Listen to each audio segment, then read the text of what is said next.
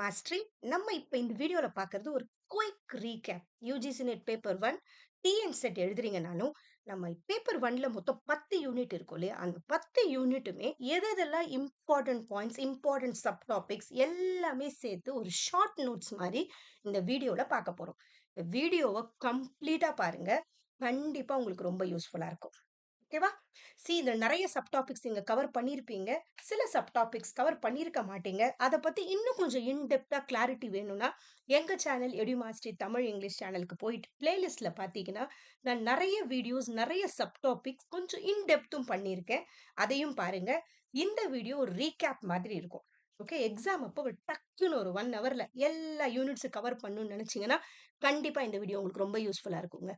போயிடலாமா? வீடியோ பார்ப்போமா? என்னலாம் இருக்குன்னு? நெறைய சப் டாபிக் நம்ம கவர் பண்ணியிருப்போம். எதெல்லாம் பார்க்கலையோ, ஒரு நோட் பண்ணி வச்சுக்கோங்க. சேனல்ல போயிட்டு அத கொஞ்சம் லைட்டா பார்த்துக்கோங்க. ஏன்னா, எல்லா டாபிக், சப் டாபிக்ஸும் பேப்பர் 1 பொறுத்தவரைக்கும் ரொம்ப இம்பார்ட்டன்ட். ஓகேவா? ஃபர்ஸ்ட்டு நமக்கு இருக்கிறது unit 1 teaching aptitude. UGC NET paper 1 இல்ல டிஎன் செட் எழுதுறீங்கனாலும் நமக்கு ஒரே சிலபஸ் தான். அதுல யூனிட் 1 நமக்கு என்ன இருக்குன்னா, டீச்சிங் ஆப்டிட்யூட். இந்த டீச்சிங் ஆப்டிட்யூட பொறுத்தவரைக்கும் நீங்க எதெல்லாம் படிக்கணும்னா, அடல்ட் வெர்ஸ் அடாலசென்ட் லேர்னர்ஸ். ஓகேவா? அடாலசென்ட் லேர்னர்ஸோட கேரக்டரிஸ்டிக்ஸ் என்ன? அடல்ட் லேர்னர்ஸ்னா என்ன? அது கண்டிப்பா தெரிஞ்சிருக்கணும். அடாலசென்ட்ஸ்னா 11 டூ 17 இயர்ஸ்ன்னு குடுக்கலாம். இல்ல 12 டூ 18ன்னு சொல்லியிருப்பாங்க. ஓகே. அடாலசென்ட் லேர்னர்ஸ்லாம் எப்படி இருப்பாங்கன்னா, தானே எல்லாத்தையும் பண்ணணும்னு நெனைப்பாங்க. ஓகேவா? பாசிவா இருக்க மாட்டாங்க.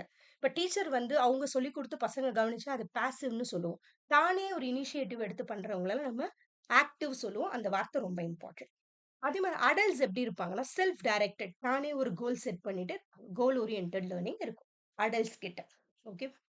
நெக்ஸ்ட் நமக்கு இருக்கிறது பெடகாஜி, ஆண்ட்ரோகாஜி, யூட்டோகாஜின்னு சொல்லுவோம். பெடகாஜினா என்னன்னா, இப்போ ஒரு டீச்சிங் மெத்தட் சின்ன பசங்களுக்கு பண்றது பெடகாஜி சொல்லுவோம். ஆண்ட்ரோகாஜிங்கிறது ஒரு அடல்ட்ஸ்க்கு பண்றது. யூட்டோகாஜிங்கிறது இன்னும் மேல போயிட்டு செல்ஃப் டைரக்டட். அந்த பசங்களே கோல் செட் பண்ணி பண்றது. இப்ப ரிசர்ச் எல்லாம் பண்றோம்னா, ஜஸ்ட் அவங்களே எல்லாத்தையும் எக்ஸ்ப்ளோர் பண்றாங்கல்ல, அதெல்லாம் யூட்டோகாஜி. ஓகேவா? நெக்ஸ்ட் நமக்கு ரொம்ப இம்பார்ட்டன்ட் இந்த அசஸ்மென்ட். இந்த அசஸ்மென்ட்ட பொறுத்தவரைக்கும் ஃபார்மேட்டிவ்னு ஒண்ணு இருக்கு. ஃபார்மேட்டிவ்னா ஆன் கோயிங்ன்னு அர்த்தம். கிளாஸ்ல நடக்கிறதே தான் ஆன் கோயிங்.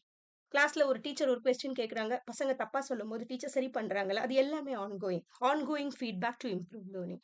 சம்மேட்டிவ் எப்ப பண்ணுவோம்னா, எக்ஸாம்க்கு கடைசியா பண்றது.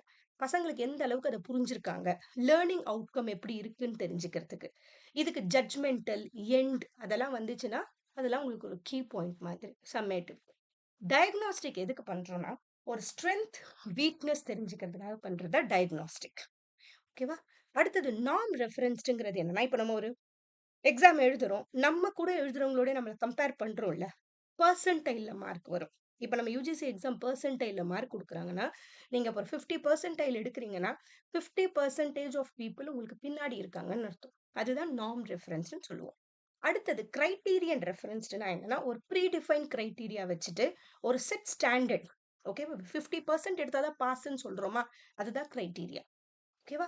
இப்சேட்டுங்கிறது நம்ம எக்ஸாம் நம்ம மார்க்கையே நாளைக்கு திருப்பி அதே டெஸ்ட் கம்பேர் பண்றோம். டெஸ்ட் எழுதிட்டு அதே கம்பேர் பண்ணி பார்க்குறது. இது பண்ணும்போது நமக்கு செல்ஃப் குரோத் என்னன்றது தெரியும். இல்லையா? இது பேரு இப்சேட். Next theories of learning. Theories of learning நமக்கு ஒண்ணு இருக்கு. இதுல அந்த ப்ளூம்ஸ் டாக்ஸானமி நமக்கு ரொம்ப இம்பார்ட்டன்ட். ப்ளூம்ஸ் டாக்ஸானமில 1956ல பெஞ்சமின் ப்ளூம் இது ஓல்டு ப்ளூம்ஸ் டாக்ஸானமின்னு சொல்லுவோம். ஓகேவா? இதுல இது ஹைரார்கி இருக்கு நமக்கு. அதே மாதிரி நியூ ப்ளூம்ஸ் டாக்ஸானமி எப்ப வந்துச்சுன்னா 2001ல வந்துச்சு. Remembering, understanding, applying, analysing, evaluating, creating இதெல்லாம் வெர்ப்ல இருக்கும். ஏன்னா நம்ம இப்ப கான்சென்ட்ரேட் பண்றது எல்லாமே ஒரு எக்ஸ்பீரியன்ஷியல் லேர்னிங். பசங்க தானா எக்ஸ்ப்ளோர் பண்ணி கத்துக்கணும்.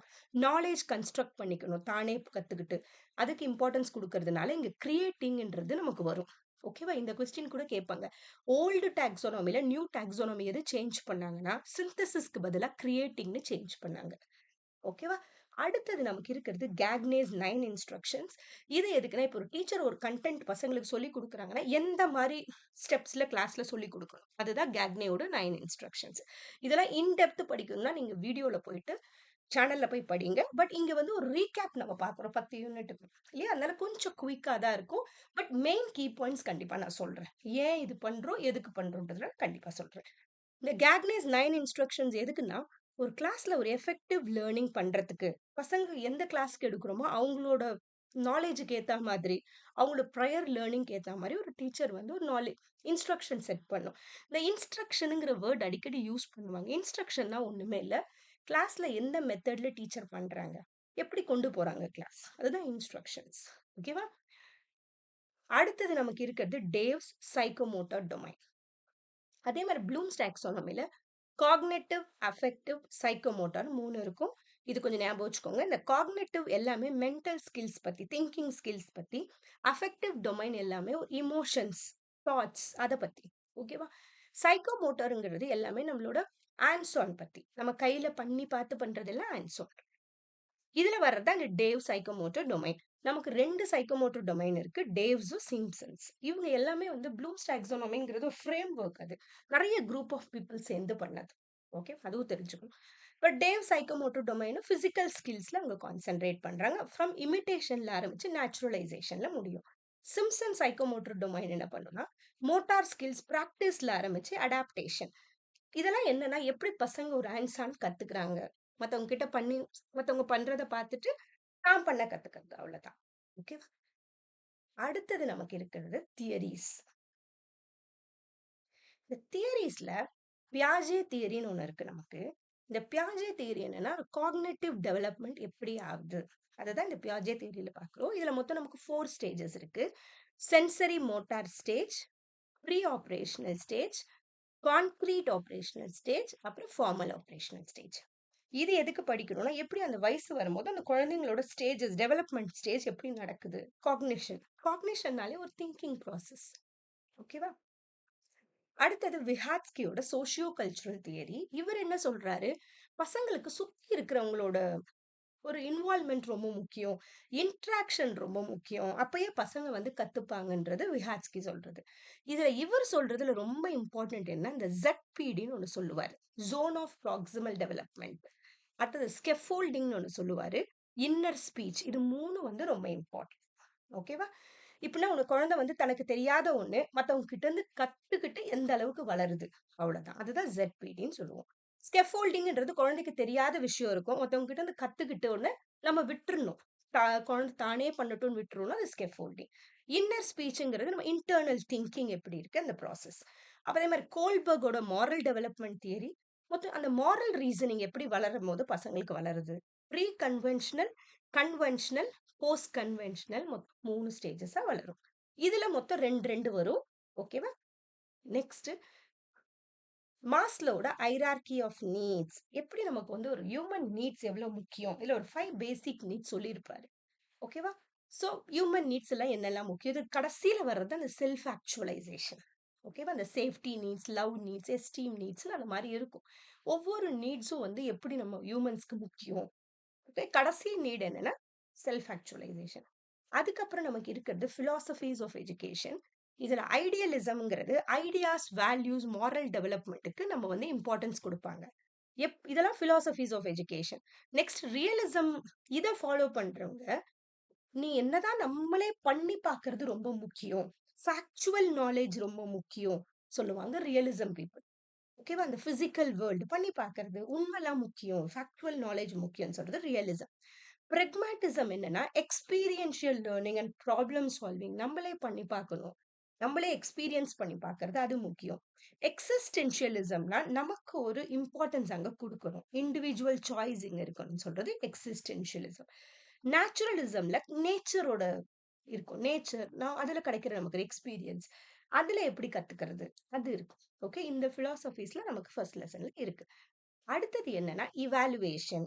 இந்த இவாலுவேஷன்ல choice based credit system, academic bank of credits, இது ரெண்டையும் கொஞ்சம் படிச்சுக்கோங்க. It's choice based credit system ஒரு ஃபிளெக்சிபிள் சிஸ்டம் இது இல்லையா? ஃபுல்லா பசங்களை வந்து அந்த ஆல் ஓவர் அந்த ஃபுல் அந்த இயர் பூரா அவங்க அப்சர்வ் பண்ணி அதுல வர மார்க் எல்லாத்தையுமே பார்ப்பாங்க இல்லையா? வரும் அந்த அகடமிக்ஸ் மட்டும் இல்லாம மத்த ஆஸ்பெக்ட்ஸ்லாவும் இதுல கவுண்ட் ஆகும். ஏபிசிங்கிறது நம்மளோட கிரெடிட் ஸ்டோர் பண்றது. அடுத்தது மெமரிய பொறுத்த வரைக்கும் short term memory, long term மெமரின்னு 2 இருக்கு. இதுல ஷார்ட் டேர்ம் மெமரி டெம்பரரியா ஸ்டோர் ஆகும். லாங் டேர்ம் மெமரி வந்து கொஞ்சம் லாங்கா எக்ஸ்டெண்டட் பீரியட்ல ஸ்டோர் ஆகும். இதுல ரொம்ப முக்கியம் இந்த லாங் டேர்ம் மெமரியோட ஸ்டேஜஸ் தான். எக்ஸ்பிளிசிட்னு பிரியுது, இம்ப்ளிசிட்னு பிரியும். ஓகேவா? இது எக்ஸ்பிளிசிட், இம்ப்ளிசிட்னு 2ஆ பிரியும். எக்ஸ்பிளிசிட்ட நம்ம டிக்ளரேட்டிவ் மெமரின்னு சொல்லுவோம். இது என்னன்னா, நம்ம யோசிச்சா நமக்கு ஞாபகம் வரும். Conscious memory of facts and events. ஓகேவா? ஸோ சிமான்டிக் மெமரி, எபிசோடிக் மெமரின்னு 2ஆ பிரியும். இது ரொம்ப இம்பார்ட்டன்ட். அடிக்கடி இது ரிலேட்டட் கொஸ்டின்ஸ் கேட்குறாங்க. சிமான்டிக் மெமரிங்கிறது general knowledge and facts. Episodic மெமரிங்கிறது நம்மளோட எக்ஸ்பீரியன்சஸ். இப்ப நமக்கு ஏதோ ஒரு நம்ம ஃபேர்வெல் பத்தி யோசிக்கிறோம். அதெல்லாம் personal experiences and event something. நம்ம எக்ஸ்பீரியன்சஸ் எபிசோடிக்னு சொல்லுவோம். அடுத்தது இம்ப்ளிசிட்னா என்னன்னா, நான் டிக்ளரேட்டிவ். டக்கு ஞாபகம் வரும். பெருசா யோசிக்கணும் அவசியமே இருக்காது. அதெல்லாம். ஸோ ப்ரொசீஜரல் மெமரினா ஏதோ ஒரு ப்ரொசீஜர் சின்ன வயசுல கத்துக்கிட்டது ஞாபகம் வருது இல்லையா? இப்ப சைக்கிள் ஓட்டுறது தான் procedural memory. Memory of motor skills and actions. ப்ரிம்மிங்ன்றது ஏதோ ஒண்ணு நம்மள இம்பாக்ட் கிரியேட் பண்ணியிருக்கும். நம்மளோட ப்ரீவியஸ் எக்ஸ்பீரியன்ஸ். அது நமக்கு டக்கு ஞாபகம் வரும். எத பார்த்தோ பயந்தோம்னா, பல வருஷம் கழிச்சு அத பார்க்கும்போது டக்குன்னு ஒரு பயம் வரும். அதெல்லாம் ப்ரிம்மிங்ல சேரும். ஓகேவா? அடுத்தது கிளாசிக்கல் கண்டிஷனிங். ஏதோ ஒரு association. Memory of association formed through conditioning. இது மாரி ஏதோ ஒண்ணு. ஓகே. இது எல்லாமே கொஞ்சம் எமோஷனலா கனெக்ட் ஆகுறது தான். ஓகே. அடுத்தது நமக்கு ரொம்ப இம்பார்ட்டன்ட் ஸ்வயம். ஸ்வயமோட full name study webs of active learning for young aspiring minds. இது எப்ப ஆரம்பிச்சது? 2017ல ஆரம்பிச்சது. Ministry of education MOE. MOE முதல்ல எப்படி சொல்லுவோம்? எம்ஹெச்ஆர்டின்னு சொல்லியிருந்தோம். Ministry of human resource development. ஓகேவா? அதுக்கப்புறம் இதோட 3 கார்டினல் பிரின்சிபல்ஸ் என்னன்னா, அக்சஸ், ஈக்விட்டி, குவாலிட்டி. ஓகே. எல்லாருக்கும் அக்சஸ் ஆகணும். கரெக்ட்டா ஈக்விட்டி இருக்கும். குவாலிட்டி இருக்கும் எஜுகேஷன். இப்போ பொறுத்தவரைக்கும் ஸ்வயம்ல 10 நேஷனல் கோஆர்டினேட்டர்ஸ் இருக்காங்க. ஏஐசிடிஇ இவங்க எத பாத்துக்கிறாங்கன்னா, self paced and international courses பாத்துக்கிறாங்க. ரொம்ப இம்பார்ட்டன்ட். இது அடிக்கடி வருது எக்ஸாம்ல. NPTEL national programme and technology enhanced இவங்க இன்ஜினியரிங் கோர்சஸ்லாம் பாத்துக்கிறாங்க. UGC post graduate non technical post graduate education courses பாத்துக்கிறாங்க. சிஇசினா கன்சோர்டியம் ஃபார் எஜுகேஷன் கம்யூனிகேஷன் இவங்க அண்டர் கிராஜுவேட் எஜுகேஷன் கோர்சஸ்லாம் பாத்துக்கிறாங்க. இதெல்லாம் ஸ்வயமோட கோர்சஸ். ஓகேவா? ரொம்ப இம்பார்ட்டன்ட் இது. அடுத்தது NCERT national council of education research and training இவங்க ஸ்கூல் எஜுகேஷன் பாத்துக்கிறாங்க. NIOS national institute of open schooling for school education இவங்க school education flexible learning out of school பசங்க அவங்க குழந்தைங்களுக்குலாம் யாரெல்லாம் ரெகுலர் ஸ்கூல் அட்டன் பண்ணாத குழந்தைங்களுக்குலாம் பாத்துக்கிறாங்க. அப்புறம் இக்னோவும் out of the school students. Okay. Who can not attend regular classes NIOS பாத்துக்குது. இது out of the school students IGNOU பாத்துக்குது. அப்புறம் IIMB Indian institute of management Bangalore management ஸ்டடீஸ்லாம் பாத்துக்கிறாங்க. அப்புறம் NITTR national institute of technical teacher training and research teacher training programmes பாத்துக்கிறாங்க. இப்போ கடைசியா கோஆர்டினேட்டரா சேர்ந்தது INIS institute of national importance. Okay. கொஞ்சம் நல்ல ஒரு இலைட் காலேஜஸ் அப்படி கூட சொல்லி நிறைய அந்த காலேஜஸ்லாம் சேர்ந்து ஸ்கில் பேஸ்ட் நான் டெக்னிக்கல் கோர்சஸ்ல கொஞ்சம் பாத்துக்கிறாங்க. இப்போ ஸ்வயமோட குவாட்ரன்ஸ் யாரெல்லாம்னா, ஸ்வயமோட குவாட்ரன்ஸ்ல என்னெல்லாம் கிடைக்கும் அந்த கோர்சஸ்ல சேர்ந்தா? வீடியோ லெக்சர் கிடைக்கும், ரீடிங் மெட்டீரியல் கிடைக்கும், செல்ஃப் அசஸ்மெண்ட் ஷீட்ஸ் கிடைக்கும், டிஸ்கஷன் ஃபோரம் நமக்கு இருக்கும். ஓகேவா? இதெல்லாம் ஸ்வயமோட குவாட்ரன்ஸ் அர்த்தம். ஓகேவா? நம்ம இப்ப பார்த்தது எல்லாமே டீச்சிங் ஆப்டிடியூட். ஓகே. இப்ப நம்ம பார்க்க போறது ரிசர்ச் ஆப்டிடியூட். ரிசர்ச் ஆப்டிடியூட் பொறுத்த வரைக்கும் என்னெல்லாம் முக்கியம்? நம்மளோட யூனிட் 2 ரிசர்ச் ஆப்டிடியூட் ஞாபகம் வச்சுக்கோங்க. இப்ப நம்ம என்ன பார்த்துட்டோம்? டீச்சிங் ஆப்டிடியூட் பார்த்தாச்சு. ஓகேவா? இப்ப ரிசர்ச் ஆப்டிடியூட பொறுத்த வரைக்கும் இண்டக்டிவ் ரிசர்ச் இது கொஞ்சம் முக்கியம். இண்டக்டிவ் ரிசர்ச் எப்படி இருக்குன்னா, ஒரு ஸ்பெசிபிக் திங்ல இருந்து ஜெனரலுக்கு போகும். நல்லா ஞாபகம் வச்சுக்கோங்க. ஸ்பெசிபிக்ல இருந்து ஜெனரலுக்கு போனா அது இண்டக்டிவ் சொல்லுவோம். டிடக்டிவ்ங்கிறது ஜெனரல்ல இருந்து ஸ்பெசிபிக் போகும். அப்படின்னா என்னன்னா, இப்போ ஒரு அனிமல்ஸ் பத்தி கிளாஸ்ல படிக்கிறோம். இப்ப டாக் படிச்சு முடிச்சுட்டு, அதுக்கப்புறம் அது ஒரு டொமஸ்டிக் அனிமல். இல்லன்னா ஒரு பெட் அனிமல் அப்படி போறோம். அந்த மாதிரி போறது எல்லாமே. இல்ல ஒரு பெட் அனிமல்ல இருந்து அனிமல்ஸ் குரூப்புக்கு போறோம். அந்த மாதிரி இருக்கிறதெல்லாம். இப்ப ஜெனரல்ல இருந்து ஸ்பெசிபிக் போய் இப்ப அனிமல்ஸ பத்தி படிக்கிறோம். அதுக்கப்புறம் வைல்ட் அனிமல், டொமஸ்டிக் அனிமல் பத்தி படிக்கிறோம். ஓகேவா? அந்த மாதிரி வரதுல ஸ்பெசிபிக்கா போறது. ஓகேவா? அடுத்தது பாசிட்டிவிசம்னு ஒண்ணு, போஸ்ட் பாசிட்டிவிசம். இது 2 படிக்கிறோம். பாசிட்டிவிசம் என்ன சொல்றாங்க? எதெல்லாம் நம்ம அப்சர்வபிள் ஃபேக்ட்ஸ், ஆப்ஜெக்டிவ் மெத்தட்ஸ் அது எல்லாமே பாசிட்டிவிசம் தான். அதே மாரி ஆப்ஜெக்டிவ் மெத்தட்ஸ்னா என்னன்னா, எதெல்லாம் ப்ரூவ் பண்ணியிருக்காங்க, அதெல்லாம் ஆப்ஜெக்டிவ் தான். சப்ஜெக்டிவ்ங்கிறது என்னோட ஓன் எக்ஸ்பீரியன்ஸ். இததான் சப்ஜெக்டிவ்னு சொல்லுவோம். இதுக்கு டிஃபரன்ஸ் கண்டிப்பா தெரிஞ்சிருக்கணும். ஆப்ஜெக்டிவ்ங்கிறது நோன் ஃபேக்ட்ஸ் எல்லாம் அப்ஜெக்டிவ்னு சொல்லுவோம். அதுதான் பாசிட்டிவிசம் சொல்லுது. Post positivism recognises some subjectivity இன் நாலேஜ். என்னோட நாலேஜ், நான் பார்த்தது, நான் ப்ரூவ் பண்ணதெல்லாம் சப்ஜெக்டிவ். ஓகேவா? அடுத்தது பாப்புலேஷன் சாம்பிள்னு 2. பாப்புலேஷன்னா ஹோல் குரூப்ப நம்ம பாப்புலேஷன், என்டயர் குரூப் பாப்புலேஷன் சொல்லுவோம். சாம்பிள்ன்றது அதிலிருந்து இப்போ ஒரு 1000 பீப்பிள்க்கு நான் ஒரு ரிசர்ச் கண்டக்ட் பண்றேன்னா, 1000 பீப்பிள் என்னோட பாப்புலேஷன். என்னால 1000 பீப்பிள்க்கும் சேர்ந்து பண்ண முடியாதுல்ல. அதனால அதுலருந்து ஒரு 100 பீப்பிள் மட்டும் எடுத்துக்கிட்டேன்னா, அவங்க என்னோட சாம்பிள். ஓகே. அடுத்தது ப்ராபபிலிட்டி சாம்பிளிங்ன்னு பிரியுது. நான் ப்ராபபிலிட்டி சாம்பிளிங்ன்னு இந்த ப்ராபபிலிட்டி பிரியுது. ப்ராபபிலிட்டினா எல்லாருக்குமே நான் சான்ஸ் குடுக்குறேன்னா, அது என்னோட ப்ராபபிலிட்டின்னு அர்த்தம். எல்லாருக்குமே சான்ஸ் குடுப்பேன். அதுக்கு random sample, stratified sample, systematic sample, cluster சாம்பிள்னு 4ஆ பிரியுது.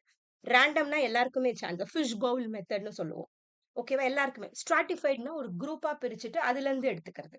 சிஸ்டமேட்டிக்னா every nth person, every 10th person எடுத்துக்கிறது. கிளஸ்டர்ல என்ன பண்ணுவோம், ஒரு குரூப் விரிப்போம். அந்த கிளஸ்டர் அப்படியே ஒரு குரூப்பா எடுத்துப்போம். Entire clusters are selected. ஓகேவா? அடுத்தது நான் ப்ராபபிலிட்டி சாம்பிளிங்னா என்னன்னா, இங்க சான்ஸ்லாம் கிடையாது எல்லாருக்குமே. சொல்ல முடியாது. கன்வீனியன்ஸ்னா அந்த நம்ம ரிசர்ச்க்கு ஏத்த மாரி கன்வீனியன்ட்டா எடுக்கிறது, ஜட்ஜ்மென்டலா எடுக்கிறது. Selection based on the researcher judgement. Quota சாம்பிள்னால இதுலயே அந்த ஃபர்ஸ்ட் பிரிப்போம். சர்டைன் கோட்டாஸ் வச்சு பிரிக்கிறது. Purposive sampling. யாரெல்லாம் ரிசர்ச்க்கு தேவையோ அத பார்த்து பிரிச்சுக்கிறது. அது நம்ம கோட்டா சாம்பிளிங்னு சொல்றோம். ஓகேவா? அடுத்தது என்னன்னா, ம். அடுத்தது வேரியபிள்ஸ். வேரியபிள்ஸ பொறுத்தவரைக்கும் இண்டிபெண்டன்ட் வேரியபிள் ரொம்ப முக்கியம். நம்ம என்ன ரிசர்ச் பண்றோமோ, அதுதான் இண்டிபெண்டன்ட் வேரியபிள். அததான் நம்ம மேனிபுலேட்டட் வேரியபிள்னு சொல்றோம். இப்ப நான் ஒரு நியூ டீச்சிங் மெத்தட் பசங்களுக்கு லேர்னிங் அவுட்கம் கொண்டு வருதா? நியூ டீச்சிங் மெத்தட் தான் அங்க இண்டிபெண்டன்ட் வேரியபிள். லேர்னிங் அவுட்கம் தான் இங்க டிபெண்டன்ட் வேரியபிள். ஸோ இது மெஷர்ட் அவுட்கம் தான் இங்க இது 2த்த பொறுத்து தான் நம்மளோட ரிசர்ச் அமையும். ஓகேவா? நம்ம எத ஆக்சுவலா செக் பண்றோம்னா, டிபெண்டன்ட் வேரியபிள தான் நம்ம செக் பண்றோம். லேர்னிங் அவுட்புட் கொண்டு வருதா? ஓகேவா? ரொம்ப இம்பார்ட்டன்ட். Controlled variable. சில வேரியபிள நம்ம கண்ட்ரோல் பண்ண முடியும் ரிசர்ச் பண்ணும்போது. மாடரேட்டிங் வேரியபிள் இதுக்கு நடுவுல இருக்கும். ஓகேவா? Affects relationship. ஸ்ட்ரென்த்தா, வீக்னஸ் அண்ட் ரிலேஷன்ஷிப்ப அஃபெக்ட் பண்ணும். மீடியேட்டிங் வேரியபிள்னா அந்த ரிலேஷன்ஷிப்ப எக்ஸ்ப்ளைன் பண்ணும். ஓகேவா? இப்ப இப்ப நியூ டீச்சிங் மெத்தட் அவுட்கம் கொண்டு வருது. எப்படி கொண்டு வருது? மீடியேட்டிங் எது மீடியேட்டிங்கா இருக்கு? நடுவுல என்ன வேலை செய்யுது? ஏதோ ஒண்ணு அங்க நடுவுல இருக்கும்ல. அது மீடியேட்டிங் வேரியபிள். அடுத்தது டைப்ஸ் ஆஃப் ரிசர்ச்ன்னு இருக்கு. டிஸ்கிரிப்டிவ் ரிசர்ச் என்ன பண்ணும்னா, வெறும் அந்த கேரக்டரிஸ்டிக்ஸ மட்டும் காட்டும். அதுதான் டிஸ்கிரிப்டிவ் ரிசர்ச். எக்ஸ்ப்ளோரேட்டரி ரிசர்ச் என்ன பண்ணும், ஒரு விஷயம் வந்து சரியாவே நமக்கு புரிஞ்சிருக்காது. ஒரு ரிசர்ச் சரியா கிளாரிட்டி இல்லாத இடத்துல நான் போய் புதுசா கண்டுபிடிக்கிறேன். Explore new areas where little is known. Explanatory research is just explain பண்ணும். Explain the causes or reasons அவ்வளவுதான். கோரிலேஷனல் ரிசர்ச் எப்பயுமே என்ன பண்ணும், ரிலேஷன்ஷிப்ப காட்டும். எக்ஸ்பெரிமெண்டல் ரிசர்ச் இருக்கிறதுலே ரொம்ப இம்பார்ட்டன்ட். எதனா ஒண்ணு ரிலேஷன்ஷிப் கண்டுபிடிக்கணும்னா, அந்த இடத்துல நான் எக்ஸ்பெரிமெண்டல் ரிசர்ச் தான் நான் பண்ணுவேன். Through controlled experiments. இப்ப நான் சொல்றதிலே new teaching method impact create பண்ணுதா பசங்களுக்கு. அப்ப என்ன பண்ணுவேன், நான் 2 குரூப் வச்சுப்பேன். ஒரு குரூப்புக்கு ஓல்டு டீச்சிங் மெத்தட் பண்ணுவேன். ஒரு குரூப்புக்கு நியூ டீச்சிங் மெத்தட் பண்ணுவேன். ஓகேவா? அததான் நான் எக்ஸ்பெரிமெண்டல் குரூப் ஒண்ணுன்னு சொல்லுவோம். ஒண்ணு கண்ட்ரோல் குரூப்ன்னு சொல்லுவோம். ஓகே. அடுத்தது குவாலிட்டேட்டிவ் ரிசர்ச்னா, ஒரு ரிசர்ச்ல அவங்களோட தாட்ஸ் பத்தி இன்னும் கொஞ்சம் இன் டெப்த் நான் பண்ணும்போது குவாலிட்டேட்டிவ்ல வரும். ஓகேவா? குவான்டிடேட்டிவ்ல நியூமெரிக்கலா வரும். ஒண்ணுமே இல்ல, ஒரு குழந்தை சயின்ஸ்ல 30 மார்க்ஸ் எடுக்குது. 100க்கு 30 மார்க்ஸ் எடுக்குதுன்னு ஜஸ்ட் நான் சொன்னேன்னா, அது குவான்டிடேட்டிவ். ஏன் அந்த குழந்தை 30 எடுக்குது? எங்கெல்லாம் வீக்கா இருக்குன்னு இன்னும் கொஞ்சம் அந்த குழந்தையே கேட்டு நான் பண்றேன்னா, அது குவாலிட்டேட்டிவ். ஓகேவா? ஆக்ஷன் ரிசர்ச் எப்பயுமே ரியல் வேர்ல்டு ப்ராப்ளத்த சால்வ் பண்ண யூஸ் பண்றது. ஹிஸ்டாரிக்கல் ரிசர்ச் ஒரு பாஸ்ட் எதனா ஒன்னத்தோட இம்பாக்ட் எவ்வளோ இப்போ பிரசன்ட் கிரியேட் ஆயிருக்குன்னு பார்க்கறது ஹிஸ்டாரிக்கல் ரிசர்ச். கேஸ் ஸ்டடி வந்து ஏதோ ஒரு விஷயத்த பத்தி இன்னும் கொஞ்சம் நம்ம இன்டெப்தா புரிஞ்சுக்கணும்னு பண்றது case study. In depth analysis of a single case or small group. எத்தனோகிராஃபிங்கிறது ரிசர்ச்சர் என்ன பண்ணுவாரு, அவங்க கல்ச்சரை பத்தி ஏதோ பார்க்குறோம்னா, அவங்களுக்கு அங்கேயே போய் அப்சர்வ் பண்ணுவார். Study of culture and behaviour through direct observation. அதுதான் நம்ம எத்தனோகிராஃபின்னு சொல்லுவோம். ரொம்ப இம்பார்ட்டன்ட். அடுத்தது ஹைப்போதசிஸ். ரொம்ப ரிசர்ச்ல நமக்கு இம்பார்ட்டன்ட் ஆனது ஹைப்போதசிஸ். இப்போ ரிசர்ச் பண்றோம்னா, குவான்டிடேட்டிவ் ரிசர்ச்சா இருந்தா கண்டிப்பா அதுல ஹைப்போதசிஸ் இருக்கும். ஓகேவா? என்ன ஹைப்போதசிஸ் இருக்கும்னா, நல் ஹைப்போதசிஸ், அல்டர்னேட்டிவ் ஹைப்போதசிஸ்ன்னு இருக்கும். நல் ஹைப்போதசிஸ் நார்மலா new teaching method impact create பண்ணுதா? அதுதான் ஒரு ரிசர்ச்னா. நல் ஹைப்போதசிஸ்னா எந்த இம்பாக்டும் கிரியேட் பண்ணல. நோ எஃபெக்ட்ங்கிறது நல் ஹைப்போதசிஸ். ஆல்டர்னேட்டிவ் ஹைப்போதசிஸ்னா ஆமா, ஏதோ ஒரு சம் சேஞ்சஸ் ஏற்படுது. அது ஆல்டர்னேட்டிவ் ஹைப்போதசிஸ். ஓகேவா? அடுத்தது டைப் 1 எரர், டைப் 2 எரர் 2 இருக்கு. இது எந்த இடத்துல வரும்னா, நம்ம ஒரு ரிசர்ச் பண்ணி முடிச்சுட்டோம் குவான்டிடேட்டிவ் ரிசர்ச்லாம். அப்போ ஒரு ரிசர்ச் டெஸ்ட் பண்ணணும். ஹைப்போதசிஸ் டெஸ்டிங் பண்ணும்போது நமக்கு இந்த மாரி ஒரு 2 வரும். டைப் 1 எரர், டைப் 2 எரர் சொல்லுவோம். Rejecting the null hypothesis when it is true. Okay. எந்த இம்பாக்டும் கிரியேட் ஆவல, வந்துருச்சு. அப்பன்னா அத நீ அக்செப்ட் பண்ணிக்க வேண்டிய விஷயம் தானே. ரிஜெக்ட் பண்ணிடுறோம். Reject the null hypothesis when it is true. ஓகேவா? ட்ரூனா எந்த எந்த இம்பாக்டும் கிரியேட் ஆவலன்னு வந்திருக்கிறது ட்ரூவா இருக்கும்போது நம்ம ரிஜெக்ட் பண்றது. அந்த மாரி டைப் 1 எரர் கொஞ்சம் இத ஃபால்ஸ் பாசிட்டிவ்னு சொல்லுவோம் அதுதான். நல் ஹைப்போதசிஸா ஞாபகம் வச்சுக்கோங்க. எந்த இம்பாக்டும் கிரியேட் பண்ணல. ஓகேவா? அப்ப இது ட்ரூவா இருந்துச்சுன்னா என்ன பண்ணணும்? ரிஜெக்டிங் த நல் ஹைப்போதசிஸ் அக்செப்ட் பண்ணணும் இல்லையா? அத வந்து ரிஜெக்ட் பண்றோம். ஓகே. அந்த மாரி யோசிச்சு இது பண்ணணும். இது மட்டும் கொஞ்சம் கன்ஃப்யூஸ் ஆகும். டைப் 1 எரர்னா ஃபால்ஸ் பாசிட்டிவ். டைப் 2 எரர்னா false negative. Failing to reject the null hypothesis when it is false. ஓகேவா? இது ஃபால்ஸ் நெகட்டிவ் சொல்லுவோம். அடுத்தது லெவல் ஆஃப் சிக்னிஃபிகன்ஸ். இது எங்க வரும்னா, நம்ம ஹைப்போதசிஸ் டெஸ்டிங்ல லெவல் ஆஃப் சிக்னிஃபிகன்ஸ் ஒண்ணு இருக்கும். எப்பயுமே நம்ம 5% 3 பண்ணுவோம். 1%, 5%, 10%ன்னு வைப்போம். 10%ங்கிறது வந்து ரொம்ப கம்மியா தான் பண்ணுவோம். பட் 5% எப்பயுமே நம்ம நெறைய லெவல் ஆஃப் சிக்னிஃபிகன்ஸ். அப்டின்னா என்னன்னா, ஒரு ஹைப்போதசிஸ் டெஸ்டிங்ல நான் நல் ஹைப்போதசிஸ ரிஜெக்ட் பண்ண போறேன்.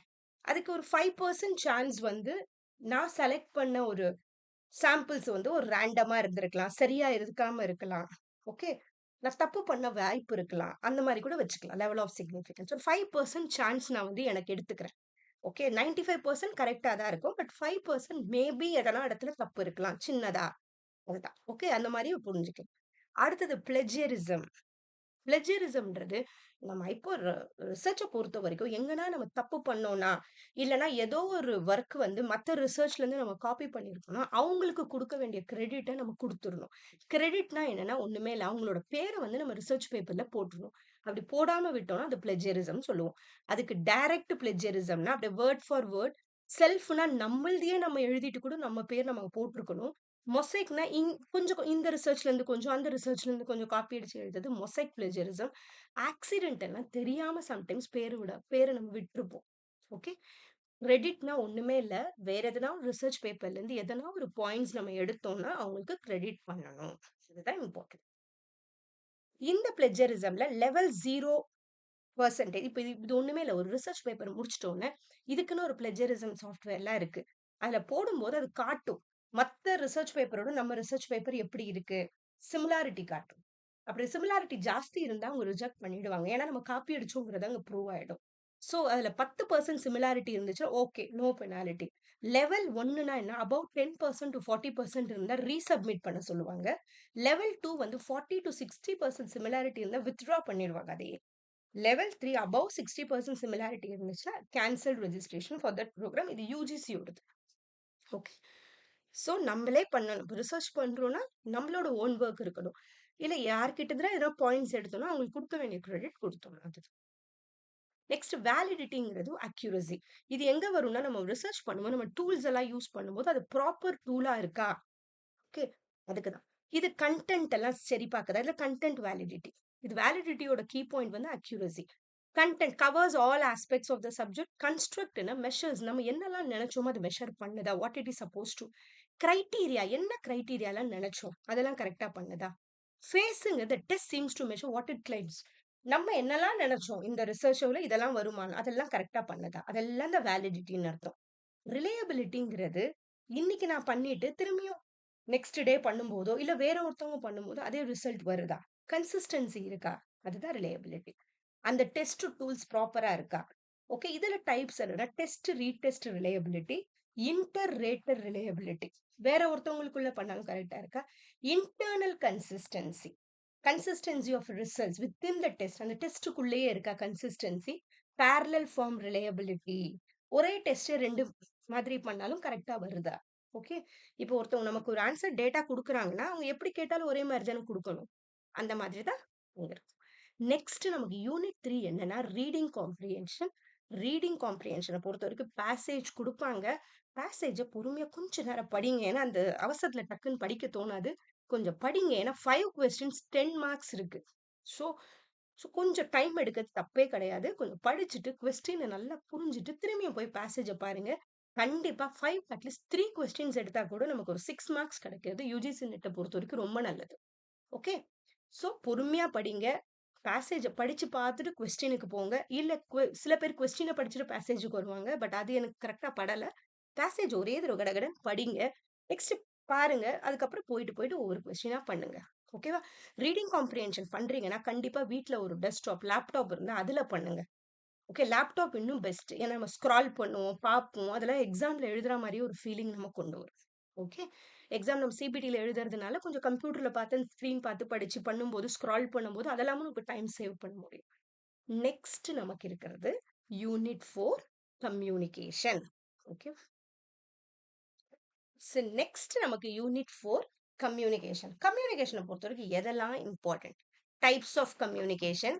அப்புறம் இன்டர்பர்சனல், இன்ட்ராபர்சனல். இது ரொம்ப இம்பார்ட்டன்ட். இன்டர்பர்சனலா 2 பேருக்குள்ள பேசிக்கிறது. இன்ட்ராபர்சனல் தனக்குள்ள பேசிக்கிறது. Communication with oneself. ஓகேவா?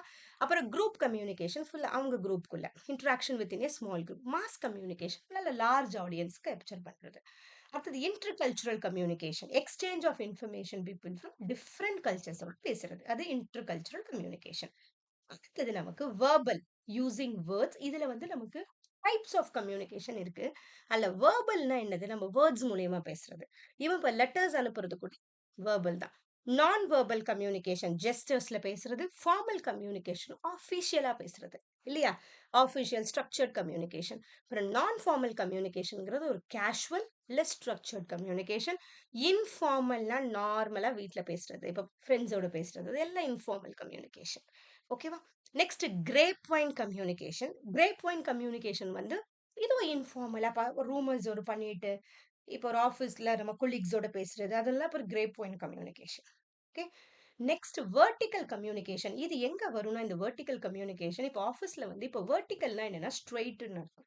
மேனேஜர் கிட்ட இருந்து இப்போ ஒரு எம்ப்ளாயி கிட்ட யார்கிட்டயோ ஒரு இன்ஃபர்மேஷன் பாஸ் பண்றாங்க. இல்ல எம்ப்ளாயி கிட்ட இருந்து மேனேஜருக்கு ஏதோ இன்ஃபர்மேஷன் போகுது. அது எல்லாமே வெர்டிகல். நல்லா ஞாபகம் வச்சுக்கோங்க. வெர்டிகல்னா ஸ்ட்ரெயிட். ஹாரிசான்டல்னா ஸ்லீப்பிங் லைன். அவங்களுக்குள்ளேயே பேசிக்கிறது. அந்த பியர் குரூப் கொலீக்ஸோட. டயகனல் கம்யூனிகேஷன் வேற வேற டிபார்ட்மெண்ட், வேற வேற லெவல்ஸோட பேசிக்கிறது டயகனல். அப்புறம் நமக்கு கம்யூனிகேஷன் நமக்கு இருக்கிறது 7 C's ஆஃப் எஃபெக்டிவ் கம்யூனிகேஷன் சொல்றோம். Clarity, concision, concreteness, correctness, consideration, completeness, courtesy. இதே தான் வரும்னு சொல்ல முடியாது. இதோட சினானிம் கூட எக்ஸாம்ல கேட்கலாம். ஓகேவா? நம்ம குடுக்குற அந்த கம்யூனிகேஷன் எப்ப எஃபெக்டிவா இருக்கும்? நம்ம பேசுறது கிளியரா இருக்கும்போது, கரெக்ட்டா ஷார்ட்டா பேசும்போது, கன்சைஸா. ஓகே, கன்சைஸ்ன்னு கூட சொல்லலாம். கான்கிரீட்டா இருக்கும்போது, சில எவிடன்ஸோட பேசும்போது, கரெக்ட்டா பேசும்போது, கன்சிடரேஷன் அதாவது எந்த இடத்துல பேசுறோம்ன்றது இம்பார்ட்டன்ட். ஒரு கம்ப்ளீட்டா அந்த இன்ஃபர்மேஷன் சொல்றது, கர்ட்டசி. மத்தவங்களோட இடம் இருக்குல்ல. ஒருத்தவங்க சோகமா இருக்கும்போது நம்ம சந்தோஷமா பேசக்கூடாது. அந்த மாரி சில டோன்ஸ் யூஸ் பண்றதும் முக்கியம். The 5 S of effective communication சிம்பிளா இருக்கணும். கரெக்ட்டா ஸ்ட்ரெயிட்டா எது பேசணுமோ அத கிளியரா பேசணும். ஸ்பெசிஃபிக் இன்ஃபர்மேஷன் குடுக்கணும். சிக்னிஃபிகன்ட்டா இருக்கணும். மீனிங்ஃபுல் இருக்கணும். சிம்பாத்தெட்டிக்கா இருக்கணும். Okay. Empathetic and considerate tone. கரெக்ட்டா இருக்கணும். இது 5 S of effective communication. Okay. அடுத்தது என்னன்னா நமக்கு பேரியர்ஸ் டூ எஃபெக்டிவ் கம்யூனிகேஷன். எதெல்லாம் நமக்கு ஒரு ஹிண்ட்ரன்ஸா வருது? பிசிக்கல், என்வாயன்மெண்டல் டிஸ்ட்ராக்ஷன்ஸ், பர்சனலா பர்சனலா எப்பலாம் வரும்னா, இப்ப நான் வந்து ஃபர்ஸ்ட் ஒருத்தவங்க நம்பணும். அப்பதான் நான் அவங்க பேசுறத கேட்பேன். அதுதாங்க. இண்டிவிஜுவல் டிஃபரன்ஸ் ஆர் பயஸ் இருக்குது. சிமான்டிக்னாலே word, meaning, language. Okay. Misunderstanding of language. ஆர்கனைசேஷனல்னா புவர் ஸ்ட்ரக்சர் ஆஃப் ஹைரார்கி இருக்கும்போது நம்ம கேட்டுக்க மாட்டோம். இமோஷனலா நான் வந்து ஒரு கேப்பபிளா இல்ல. கேட்டுக்க மாட்டேன். Lack of trust. ஒருத்தவங்க மேல நம்பிக்கை இல்லாதப்போ நம்ம கேட்க மாட்டோம். இதெல்லாம் வந்து ஒரு எஃபெக்டிவ் கிளாஸ் ரூம் கம்யூனிகேஷனாலும் இதுதான். நார்மல் கம்யூனிகேஷனாலும் இதெல்லாம் வரும். இன்அடிக்குவேட் அட்டென்ஷன் குடுக்கலனாலும், ரெசிஸ்டன்ஸ் டூ சேஞ்ச். சம்டைம்ஸ் நம்ம சேஞ்சவே விருப்பம் இல்ல. Reluctance to accept new ideas. இந்த மாரி வரும்போதும், நம்ம யாரும் பண்ண மாட்டோம், சேஞ்ச் பண்ணிக்க மாட்டோம். எஃபெக்டிவ் கிளாஸ் ரூம் கம்யூனிகேஷனோட பேரியர்ஸ். அடுத்தது கம்யூனிகேஷன். ஒரு அளவு தான் நமக்கு இன்ஃபர்மேஷன் லோட் பண்ண முடியும். ரொம்ப அளவான நெறைய இன்ஃபர்மேஷன் குடுக்கும்போது அது ஒரு ப்ராப்ளம். அடுத்தது மாஸ் மீடியான்னு வரும்போது மாஸ் மீடியானாலே வைட் ஆடியன்ஸ கவர் பண்ணுது. ட்ரெடிஷனல் மீடியான்னு சொல்லுவோம். இல்லையா? Established forms like print, radio, டிவில ட்ரெடிஷனல் மீடியா. பிரிண்ட் மீடியாங்கிறது newspaper, magazines and brochures.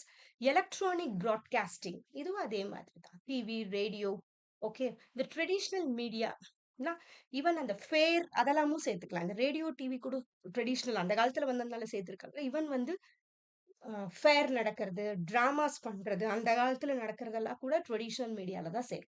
ஓகேவா? இந்த ஃபேர் குடுக்கறது, அந்த காலத்துல அது மூலியமா நமக்கு இன்ஃபர்மேஷன் கிடைக்கிறது. அதுக்கப்புறம் சில டிராமாஸ் பண்றது. ஓகே. அதெல்லாம் கூட ட்ரெடிஷனல் மீடியா தான். ஓகே. இந்த பிரிண்ட், ரேடியோ, டிவிங்கிறது வேற வழி இல்ல. அப்ப நம்ம இன்ஃபர்மேஷன் அதுல தான் அவங்களுக்கு தெரிஞ்சுச்சு. இன்னும் இந்த ஃபேர்ல வர்றது, டிராமாஸ் வர்றது கூட தாராளமா சொல்லலாம். இன்கேஸ் இதுல ஃபேர், டிராமாஸ் வந்துச்சுன்னா, இந்த பிரிண்ட், ரேடியோ, டிவிக்கு இம்பார்ட்டன்ஸ் குடுக்க வேணாம். ஏன்னா பிரிண்ட் வந்து பிரிண்ட் மீடியால சேர்ந்துரும். ரேடியோ, டிவில பிராட்காஸ்டிங் மீடியால சேர்ந்துரும். ஓகேவா? இன்கேஸ் உங்களுக்கு ஃபேர், டிராமாஸ் அந்த மாரிலாம் இருந்துச்சுன்னா, கண்டிப்பா அதுதான் ஃபர்ஸ்ட். ஓகே. அதுதான் ட்ரெடிஷனல் மீடியா. எப்படி அவங்க ஒரு விஷயம் கம்யூனிகேட் பண்ணாங்க அந்த காலத்துல, ட்ரெடிஷனலா. அது எல்லாமே. ஓகே. தண்டோரா பாட்டு சொல்றது, அதெல்லாம் சொல்றாங்கல்ல. ஏதோ ஒரு இன்ஃபர்மேஷன் சொல்றாங்கல்ல. அதுதான் அது. வேற ஒண்ணும் இல்ல. ஓகேவா? ஏதோ ஒரு டிராமா போட்டு சொல்றது, அதெல்லாம். Next outdoor media, billboard, poster, signage. ஓகேவா? அடுத்தது வந்து டிரான்சிட் மீடியான்னா நம்ம நடக்க ஜஸ்ட் ஒரு பாஸ் பண்றோம் அங்க. டிஜிட்டல் மீடியானா இன்டர்நெட் பேஸ்டு பிளாட்ஃபார்ம்ஸ். ஓகேவா? அடுத்தது ஆர்ட் மீடியா, கோல்டு மீடியான்னு 2 இருக்கு. ஆர்ட் மீடியால வந்து இன்வால்வ்மென்ட் ரெக்வயர்ஸ் ஆக்டிவ் என்கேஜ்மென்ட் நடக்கும். ஓகே. அதெல்லாம் நம்ம ஆர்ட் மீடியான்னு சொல்லுவோம். கோல்டு மீடியால ஒரு low involvement allows passive participation தான் இங்க இருக்கும். ஓகேவா? ரொம்ப பெருசா கோல்டு மீடியால வந்து ஜஸ்ட் அவங்க கூலா தான் இருக்கிற மாரி அப்படின்னு ஞாபகம் வச்சுக்கோங்க. பாசிவ் பார்ட்டிசிபேஷன் அவங்களோட இன்டராக்ஷன் கம்மி தான் இருக்கும். ரேடியோ, பிரிண்ட்லலாம். பட் ஆர்ட் மீடியால அவங்களோட இன்டராக்ஷன் ஜாஸ்தி இருக்கும். அவங்க கொஞ்சம் யோசிக்கணும். அதுதான். அடுத்தது மாடல்ஸ் ஆஃப் கம்யூனிகேஷன் நமக்கு ஒண்ணு இருக்கு. இதுல linear communication, one way communication தான் இருக்கு. ஃபீட்பேக் நமக்கு கிடைக்காது. இந்த டிரான்சாக்ஷனல் கம்யூனிகேஷன்ல டூ வே கம்யூனிகேஷன் நடக்கும். சென்ட் அண்ட் ரிசீவ் மெசேஜஸ் சைமல்டேனியஸா நடக்கும். அதுதான் டிரான்சாக்ஷனல் கம்யூனிகேஷன். இந்த இன்ட்ராக்ஷனல் கம்யூனிகேஷனை பொறுத்த வரைக்கும் டூ வே கம்யூனிகேஷன் நடக்கும். But not simultaneous exchange. கொஞ்சம் ஞாபகம் வச்சுக்கணும். But not simultaneous exchange. அடுத்தது அரிஸ்டாட்டில் மாடல். இனிமேப்பட்டு வர்றதெல்லாம் இந்த லீனியர், டிரான்சாக்ஷனல், இன்டராக்ஷன் இது 3த்துல நமக்கு சில மாடல்ஸ் எல்லாம் இருக்கு. அதுதான் நம்ம பார்க்க போறோம். ஓகேவா? இந்த அரிஸ்டாட்டில் மாடல்ங்கிறது லீனியர் கம்யூனிகேஷன். இதுல ஃபீட்பேக் இருக்காது. Focuses on the speaker, message and audience. Okay. அடுத்தது லாஸ்ட்வெல் மாடல். இதுவும் லீனியர் மாடல் தான். Who chase what in which channel to whom with what effect. அவ்வளவுதான். யாரு என்ன சொல்றாங்க, எங்க சொல்றாங்க. அவ்வளவுதான். ஓகேவா? இதுவும் வந்து லீனியர்னா என்னன்னா, சென்டர்ல இருந்து ரிசீவருக்கு போகும். அவ்வளவுதான். இந்த ஷானோன் வீவர் மாடல்ங்கிறது இதுவும் லீனியர் மாடல் தான். Information transmitted from sender to receiver with noise இருக்கும் அதுல. Next Berlo's SMCR model linear model தான். இது message transmission through source, message, channel, receiver. Next Osgood Schramm model. இது டிரான்சாக்ஷனல் மாடல். இங்க continuous feedback இருக்கும் between sender and receiver. ஓகேவா? Continuous feedback அங்க இருக்கும். Next Wesley and MacLean model. இது வந்து transactional model. Multiple senders and receivers exchanging messages in dynamic system. ஓகேவா? இந்த டிரான்சாக்ஷன் மாடலை பொறுத்த வரைக்கும் சைமல்டேனியஸா இருக்கும். இது கரெக்டா ஞாபகம் வச்சுக்கணும். டிரான்சாக்ஷனல் மாடல்ல சைமல்டேனியஸா நடந்துட்டே இருக்கும். இதுவும் டூ வே கம்யூனிகேஷன் தான். இன்டராக்ஷனல் கம்யூனிகேஷனும் டூ வே கம்யூனிகேஷன் தான். டூ வே கம்யூனிகேஷன்னாலே அங்க ஃபீட்பேக் வரும். ஆனா இங்க நாட் சைமல்டேனியஸ் எக்ஸ்சேஞ்ச். அது கொஞ்சம் ஞாபகம் வச்சுக்கோங்க. Next transactional Barnlund transactional communication both parties sent and receive message simultaneous with continuous feedback அங்க இருக்கும். Next Eugene White model transactional focuses on relationship communicators with feedback loops இருக்கும். நெக்ஸ்ட் டான்ஸ் எலிக்ஸ் மாடல் ஒன்று இருக்கு. இது இன்ட்ராக்ஷனல் model. இங்க communication ஒரு மாதிரி on கோயிங்கா இந்த மாதிரி இப்படி இப்படி இப்படி வளைஞ்சு போயிட்டே இருக்கும். இப்படி இப்படி போகும். இப்படி இப்படி போயிட்டே தான் எலிக்ஸ்ன்னு சொல்லுவோம். ஓகேவா? Communication on evolving and build over time. Next Murphy's model interactional model. இங்கேயும் ஃபீட்பேக் கிடைக்கும். டூ வே கம்யூனிகேஷன் நடக்கும். But not simultaneous. அவ்வளவுதான். Emphasise interaction between communicator and feedback இருக்கும். பட் ரொம்ப சைமல்டேனியஸா இருக்காது. அவ்வளவுதான் இல்ல. நெக்ஸ்ட் லோ அண்ட் ஐ கான்டெக்ட்னு ஒன்று இருக்கு. லோ கான்டெக்ட் கம்யூனிகேஷன் எப்படி இருக்கும்னா டைரக்டா இருக்கும். கிளியர் மெசேஜஸ் எக்ஸ்பிளிசிட்டா இருக்கும். With little Reliance on background information. இப்போ நார்த் அமெரிக்கன் கல்ச்சர் அதெல்லாம் எப்படின்னா லோ கான்டெக்ஸ்டா இருக்கும். ஓகேவா? டைரக்ட் மெசேஜுக்கு இம்பார்ட்டன்ஸ் கொடுப்பாங்க. அந்த கான்டெக்ஸ்ட விட இம்பார்ட்டன்ஸ் வந்து மெசேஜுக்கு இருக்கும். பட் ஐ கான்டெக்ட் கம்யூனிகேஷன் இப்போ இந்தியால high contact communication relies on implicit messages, இந்த nonverbal cues and shared experiences இதுக்கெல்லாம் நம்ம இம்பார்ட்டன்ஸ் கொடுப்போம். ஓகேவா? இப்போ மத்தவங்களுக்கு ரொம்ப மரியாதை கொடுக்கணும். மத்தவங்களுக்கு இம்பார்ட்டன்ஸ் கொடுக்கும். இந்த மாதிரி கொடுக்கும். Eye contact communication. ஓகேவா? Next Buddhist model of communication. இப்ப ரீசென்ட்டா நெறைய கொஸ்டின்ஸ் இதுல வருது. Mindful, compassionate and non judgmental communication. இது புத்திஸ்ட் மாடல் ஆஃப் கம்யூனிகேஷன். ஓகேவா? ஸோ இதுவரைக்கும் நம்ம பார்த்தது யூனிட் 4 கம்யூனிகேஷன். இப்ப நம்ம பார்க்க போறது unit 5 mathematical reasoning. Unit 5 mathematical reasoning. நான் ஞாபகம் வச்சுக்கோங்க, நம்ம யூனிட் 5 எதுனா மேத்தமேட்டிக்கல் ரீசனிங். ஓகேவா? இதுல என்னெல்லாம் இருக்குன்னா alphabet series, number series, blood relation, direction, seating arrangement, block, calendar, ratio, proportion and percentage, fractions, speed, distance and time, profit, loss, discount, cost price, spelling, selling price, time and work தெரியணும். ஓகேவா? Next இதுல alphabet series நான் இது தனியா நான் video போட்டிருக்கேன். நிறைய UGC net கொஸ்டின்ஸோட இருக்கும். இதுல ஒரு 2 3 கொஸ்டின்ஸ் தான் இருக்கும். இதுல கொஞ்சம் நிறைய இன்டெப்த் படிக்கணும்னா கண்டிப்பா எடிமாஸ்ட்ரி தமிழ் சேனலுக்கு போங்க. அதுல இருக்கிற எல்லா கொஸ்டின்ஸும் சால்வ் பண்ணுங்க. ஏன்னா இந்த கொஸ்டின்ஸ் எல்லாம் அடிக்கடி வருது. ஓகே. ஆல்பபெட் சீரீஸை பொறுத்த வரைக்கும் கண்டிப்பா இந்த மாதிரி ஆல்பபெட் எழுதுறது ரொம்ப இம்பார்ட்டன்ட். 1 2 3 4 இங்க ஏபிசிடி எழுதிக்கோங்க. அப்புறம் 15 16 17 18 19 Z வரைக்கும் இந்த மாதிரி ஒரு சைக்கிள்ல எழுதும் போது நமக்கு அந்த கவுண்டிங் ஈஸியா இருக்கும். ஓகேவா? 1ல இருந்து 14 வரைக்கும், 15 16 17 18. ஓகே. யூஜிசி 2022 கொஸ்டின் இது. இது எப்படி கேட்டிருக்கான் பாருங்க. இன் a certain coding scheme, mother is coded as OQVJ கொடுத்துருக்காங்க. How will partner be coded in the same coding scheme னு கேட்டிருக்காங்க. நீங்க இந்த மாதிரி ஒரு ஆல்பபெட் வந்து இப்போ யூஜிசி நெட் எக்ஸாம் போறீங்க, ஒரு 5 மினிட்ஸ் முன்னாடி போயிட்டீங்க, பேப்பர் கொடுத்துட்டாங்க, ஒரு ஒயிட் ஷீட் இருக்குன்னா இதெல்லாம் ஃபர்ஸ்ட் எழுதி வச்சுக்கோங்க. ஓகேவா? ஏன்னா அப்ப எக்ஸாம் டைம்ல எழுதினா டைம் ஆயிடும். இதுவும் எப்படி கனெக்ட் ஆயிருக்குன்னு பார்க்கணும். அதுதான் இங்க பண்ணியிருக்கோம். எம்ல இருந்து ஓக்கு எப்படி கனெக்ட் ஆயிருக்குன்னா எம்க்கு அப்புறம் NO +2 வருது. அப்படி இல்லைன்னா எம்முக்கு அப்புறம் என்னு ஒரே ஒரு ஆல்பபெட் மிஸ் ஆகுது. அதே மாதிரி இங்க கனெக்ட் பண்ணா பிக்கு அப்புறம் ஒரு ஆல்பபெட் Q மிஸ் ஆயிட்டு R வருது. சோ R வருது ஃபர்ஸ்ட். சோ எல்லாமே R இருக்கு. அடுத்தது ஏக்கு அப்புறம் B மிஸ் ஆகுது, C வருது, C வருது. இதுதான் ஆன்சர். பார்த்தோன்னே வந்துச்சு. சோ இந்த ரெண்டும் எப்படி கனெக்ட் ஆயிருக்குன்னு பார்த்துட்டு இது அந்த மாதிரி கனெக்ட் பண்ணணும். அவ்வளவுதான். இது பேர் தான் கோடிங்.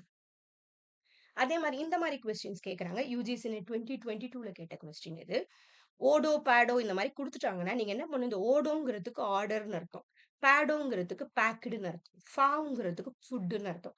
அந்த மாதிரி ஒவ்வொரு வேர்டுக்கும் என்ன சொல்லியிருக்காங்கன்னு எழுதிட்டா நமக்கு ஓரளவு இங்க ஆர்டருக்கும் ஃபுட்டுக்கும் என்ன சொன்னாங்கன்னு தெரிஞ்சிடும். இங்க ஆர்டருக்கும் ஃபுட்டுக்கும் வந்து ஓடோ சீட்டோன்னு சொல்லியிருக்காங்க. இங்க அதோட டிஸ்கிரிப்ஷன் தான் இங்க இருக்கு. ஓடோனா ஆர்டர், பேடோனா பேக்டு. இந்த மாதிரி ஒரு ஆல்பா வேர்டுக்கு எழுதிட்டோம்னா நமக்கு தெரிஞ்சிடும். ஓடோனா என்ன, ஆர்டர்னா ஓடோ, ஓகே, ஸ்ட்ராங்னா சீட்டோ சொல்லியிருக்காங்கன்னு தெரிஞ்சிடும். ஸோ இந்த மாதிரி கொஸ்டின் கேட்டா அந்த மாதிரி அப்ரோச் பண்ணணும். அடுத்தது யூஜிசி 2017ல இந்த மாதிரி கொஸ்டினும் கேட்பாங்க. கோவலண்ட் இஸ் கோடட் அஸ் இந்த மாதிரினா இப்போ எலிஃபேண்ட்டை எப்படி கோட் பண்ணுவோம்? இதை எழுதிட்டு ஏதோ ரிலேஷன்ஷிப் கண்டிப்பா இருக்கும். இங்க எப்படி கொடுத்துருக்காங்கன்னா ஏவும் பியும் இப்படி கொடுத்துருக்காங்க, சியும் டியும் இப்படி கொடுத்துருக்காங்க. 4th ஆல்பபெட் இங்க வந்து ஃபர்ஸ்ட் ஆல்பபெட் 4த்தோட. ஸோ அந்த கனெக்ஷன்ல இங்க ஈக்கு அப்புறம் எஃப், இங்க பி கியூ, இதே கனெக்டட்ல இங்க போனா நமக்கு ஆன்சர் வந்து வரும். ஓகேவா? ஸோ இதுக்கு ஆன்சர் வந்து சி. நீங்க ஒரு தடவை எழுதி பார்த்து பண்ணி பாருங்க. இதெல்லாம் பார்த்துட்டு இருந்தாலும் எக்ஸாம்ல வராது பண்றதுக்கு. ஒரு தடவை நீங்க பண்ணி பாருங்க. ஓகேவா? ஸ்கிரீன்ஷாட் பண்ணிக்கோங்க. இல்ல ஜஸ்ட் ஒரு பாஸ் பண்ணுங்க. நோட்ல பண்ணி பாருங்க. கண்டிப்பா இந்த மாதிரி கொஸ்டின் வந்துச்சுன்னா அழகா 2 மார்க்ஸ் எடுத்துடலாம். ஓகே. நெக்ஸ்ட் நமக்கு இம்பார்ட்டன்ட் அரித்மெட்டிக் ப்ரோக்ரஷன். இதோட ஃபார்முலா என்னன்னா an is equal to a plus n minus 1d. இது எதுக்குன்னா இந்த மாதிரி கொஸ்டினுக்கு இந்த ஃபார்முலா வரும். Find the 10th term of the series. இந்த மாதிரி கொடுத்துருவாங்க. இது ஒரு 10th term என்னன்னு கேக்குறாங்க. இப்போ ஃபர்ஸ்ட் டேர்ம் என்னது, ஏங்கிறது 3 தானே, எழுதிக்கோங்க. டிங்கிறது டிஃபரன்ஸ்னு அர்த்தம். 7 minus 3 என்னது 4, எழுதிக்கோங்க. டிஃபரன்ஸ் கிடைச்சிச்சு. n என்ன கேட்டிருக்கான், n is equal to 10 கேட்டிருக்கானா. So அவ்வளவுதான். இப்ப நம்ம இந்த ஃபார்முலா தெரிஞ்சிருச்சுன்னா இது அப்படியே சப்ஸ்டியூட் பண்ணா நமக்கு ஆன்சர் வந்துடும். a10 is equal to a plus n minus 1d. இந்த ஃபார்முலா எதுக்கு யூஸ் பண்றோம், 10th term of the series ன்னு கேட்டா இந்த மாதிரி ஃபார்முலா யூஸ் பண்ணணும். ஓகேவா? ஃபர்ஸ்ட் இருக்கிறது a, இதோட செகண்ட் நம்பருக்கு ஃபர்ஸ்ட் நம்பருக்கு டிஃபரன்ஸ் கண்டுபிடிங்க. n என்ன கேட்கறான், 10th term கேட்கறான். சோ அதை அப்படியே சப்ஸ்டியூட் பண்ணுங்க. a plus n minus 1d. Okay. Next sometimes sum மாதிரி ஒன்று வரும். Find the sum of the first 10 terms கேட்டாங்கன்னா அதுக்கு இந்த formula sn is equal to n by 2 2a plus n minus 1d. ஓகேவா? இந்த ஃபார்முலா போட்டீங்கன்னா, இப்ப இந்த கொஸ்டின்ல ரொம்ப இம்பார்ட்டன்ட். ஓகே. இதெல்லாம் அடிக்கடி வர questions. Find the sum of the first 10 terms of the series 5, 10, 15, 20 அந்த மாரி போயிட்டே இருக்கு. இது ஒரு 10த் டெர்ம் என்னன்னு கேட்கறாங்க. இப்ப ஏங்கிறது ஃபர்ஸ்ட் A = 5 போட்டுக்கோங்க. டிஃபரன்ஸ் என்னது? 10 - 5 வந்து டிஃபரன்ஸ். n வந்து 10 கேட்கறாங்க. சோ இதோட ஃபார்முலா என்னது? Sn = n/2 2a + n - 1d போட்டு அந்த ஃபார்முலா சப்ஸ்டிட்யூட் பண்ணா நமக்கு S10 ன்றது கிடைச்சிடும். ஓகே. இதெல்லாம் நம்ம அரித்மெடிக் ப்ரோக்ரஷன், ஜியோமெட்ரிக் ப்ரோக்ரஷன் படிச்சிருப்போம்ல. அதெல்லாம் தான் இது. ஸ்கூல்ல படிச்சது தான் இதெல்லாம். நெக்ஸ்ட் டைரக்ஷன் சம் நமக்கு இருக்கு. இந்த மாரி டைரக்ஷன்ஸ் குடுத்தாலே ஃபர்ஸ்ட் இந்த டைரக்ஷன எழுதிருங்க. மேல தான் நார்த் வரும். இது ரொம்ப இம்பார்ட்டன்ட். அதுக்கப்புறம் இங்க சவுத் வரும். இங்க ஈஸ்ட் வரும். இந்த சைடு வெஸ்ட். இது ரொம்ப இம்பார்ட்டன்ட். இத எழுதிட்டு அதுக்கப்புறம் பண்ண ஆரம்பிங்க. ஓகே. இந்த கொஸ்டின பொறுத்து அதே மாரி இதுவும் ஞாபகம் வச்சுக்கோங்க. நார்த் இது எப்பயுமே 90 டிகிரி ஸ்ட்ரெய்ட் இருக்கும்ல அதுதான். இவன் இப்போ 45 டிகிரி திரும்புனானா இவ்வளவுதான். அந்த மாரி ஞாபகம் வச்சுக்கோங்க. எப்பயுமே கிளாக் வைஸ். ஓகேவா? நெக்ஸ்ட் இதுல என்ன குடுத்திருக்கான்? Mister Arun walks 5 kilometre toward the south and then turns to the right. After walking 3 kilometre it turns to the left and walks 5 kilometre. இந்த மாரி கேட்டானா இந்த மாதிரி வரும். ஓகேவா? ஃபர்ஸ்ட் என்ன கேட்குறான்? Mister Arun walks 5 kilometre toward the south. சவுத்னா இந்த ஸ்ட்ரெய்ட்டா வருவாங்க. இதுதான் சவுத். ஏன்னா இதுதான் நார்த் இல்லையா? மேல இருக்கிறது நார்த், கீழ இருக்கிறது சவுத் இல்லையா? சோ சவுத்த நோக்கி வரான். சோ இது பி வந்துட்டான். எத்தன கிலோமீட்டர் வந்திருக்கான்? சோ 5 கிலோமீட்டர் வந்திருக்கான். 5 கிலோமீட்டர் வந்திருக்கான். அத எழுதிக்கோங்க. அடுத்தது என்ன சொல்றான்? And then turns to the left sorry and then turns to the right. எப்பயுமே இந்த இடத்துக்கு நின்ன உடனே அவன் எந்த சைடு இருக்கான்னு பார்த்துட்டு இப்படி திரும்பி அவன் டைரக்ஷனை பொறுத்து நீங்க பண்ணணும். ஓகேவா? இந்த இடத்துல வந்துட்டு இந்த சைடு திரும்பிடக்கூடாது. இப்பயே கிளாக் வைஸ் தான். ரைட் சைடு இந்த சைடு தான் அவன் வருவான். ஓகேவா? இந்த சைடு அவன் 3 கிலோமீட்டர் வரான். ஓகே. ஜஸ்ட் இப்படி வந்து நிக்கிறான். ஸ்ட்ரெய்ட்டா நிக்கிறான் இப்போ. அப்போ ரைட் சைடு எது இருக்கும்? உனக்கு அந்த சைடு தானே இருக்கும். அந்த மாதிரி பாருங்க. ரைட் சைடு 3 கிலோமீட்டர் போறான். அதுக்கப்புறம் என்ன பண்றான்? After walking 3 turns to the left and walks 5 kilometre. இப்ப இந்த இடத்துல நிக்கிறான். இந்த இடத்துல நிக்கிறான்னா இவனோட லெஃப்ட் இந்த பக்கம் தானே இருக்கும். ஜஸ்ட் யோசிச்சு பாருங்க நீங்க. லெஃப்ட் இந்த பக்கம் இருக்கும். சோ இந்த சைடு வரான். 5 கிலோமீட்டர் இந்த சைடு வரான். ஓகேவா? இப்ப என்ன கேக்குறான்? Then what direction is he facing? Right. இப்ப இந்த இடத்துல இருக்கும்போது எந்த இடத்துல நிக்கிறான்? அவ்வளவுதான். இப்ப எத ஃபேஸ் பண்ணி அவன் நிக்கிறான். Now he is facing south. South side தானே இது. சவுத்த ஃபேஸ் பண்ணி அவன் நிக்கிறான். இது வந்து சவுத். சோ இந்த மாரி கொஸ்டின் வந்துச்சுன்னா, இது நார்த், சவுத் தெரிஞ்சுட்டு, அவன் நிக்கிற பொசிஷன் பார்த்து அவன் இப்படி நிக்கிறான்னா, அவன் ரைட் எப்படி இருக்கும்? லெஃப்ட் எப்படி இருக்கும்? அந்த மாரி யோசி. நெக்ஸ்ட் நமக்கு இருக்கிறது ஷேடோ சம். ஷேடோ எப்பயுமே நமக்கு ரைட் சைடுல இருக்கும்போது, நம்ம லெஃப்ட் சைடுல நம்ம ஷேடோ விழும். இல்லையா?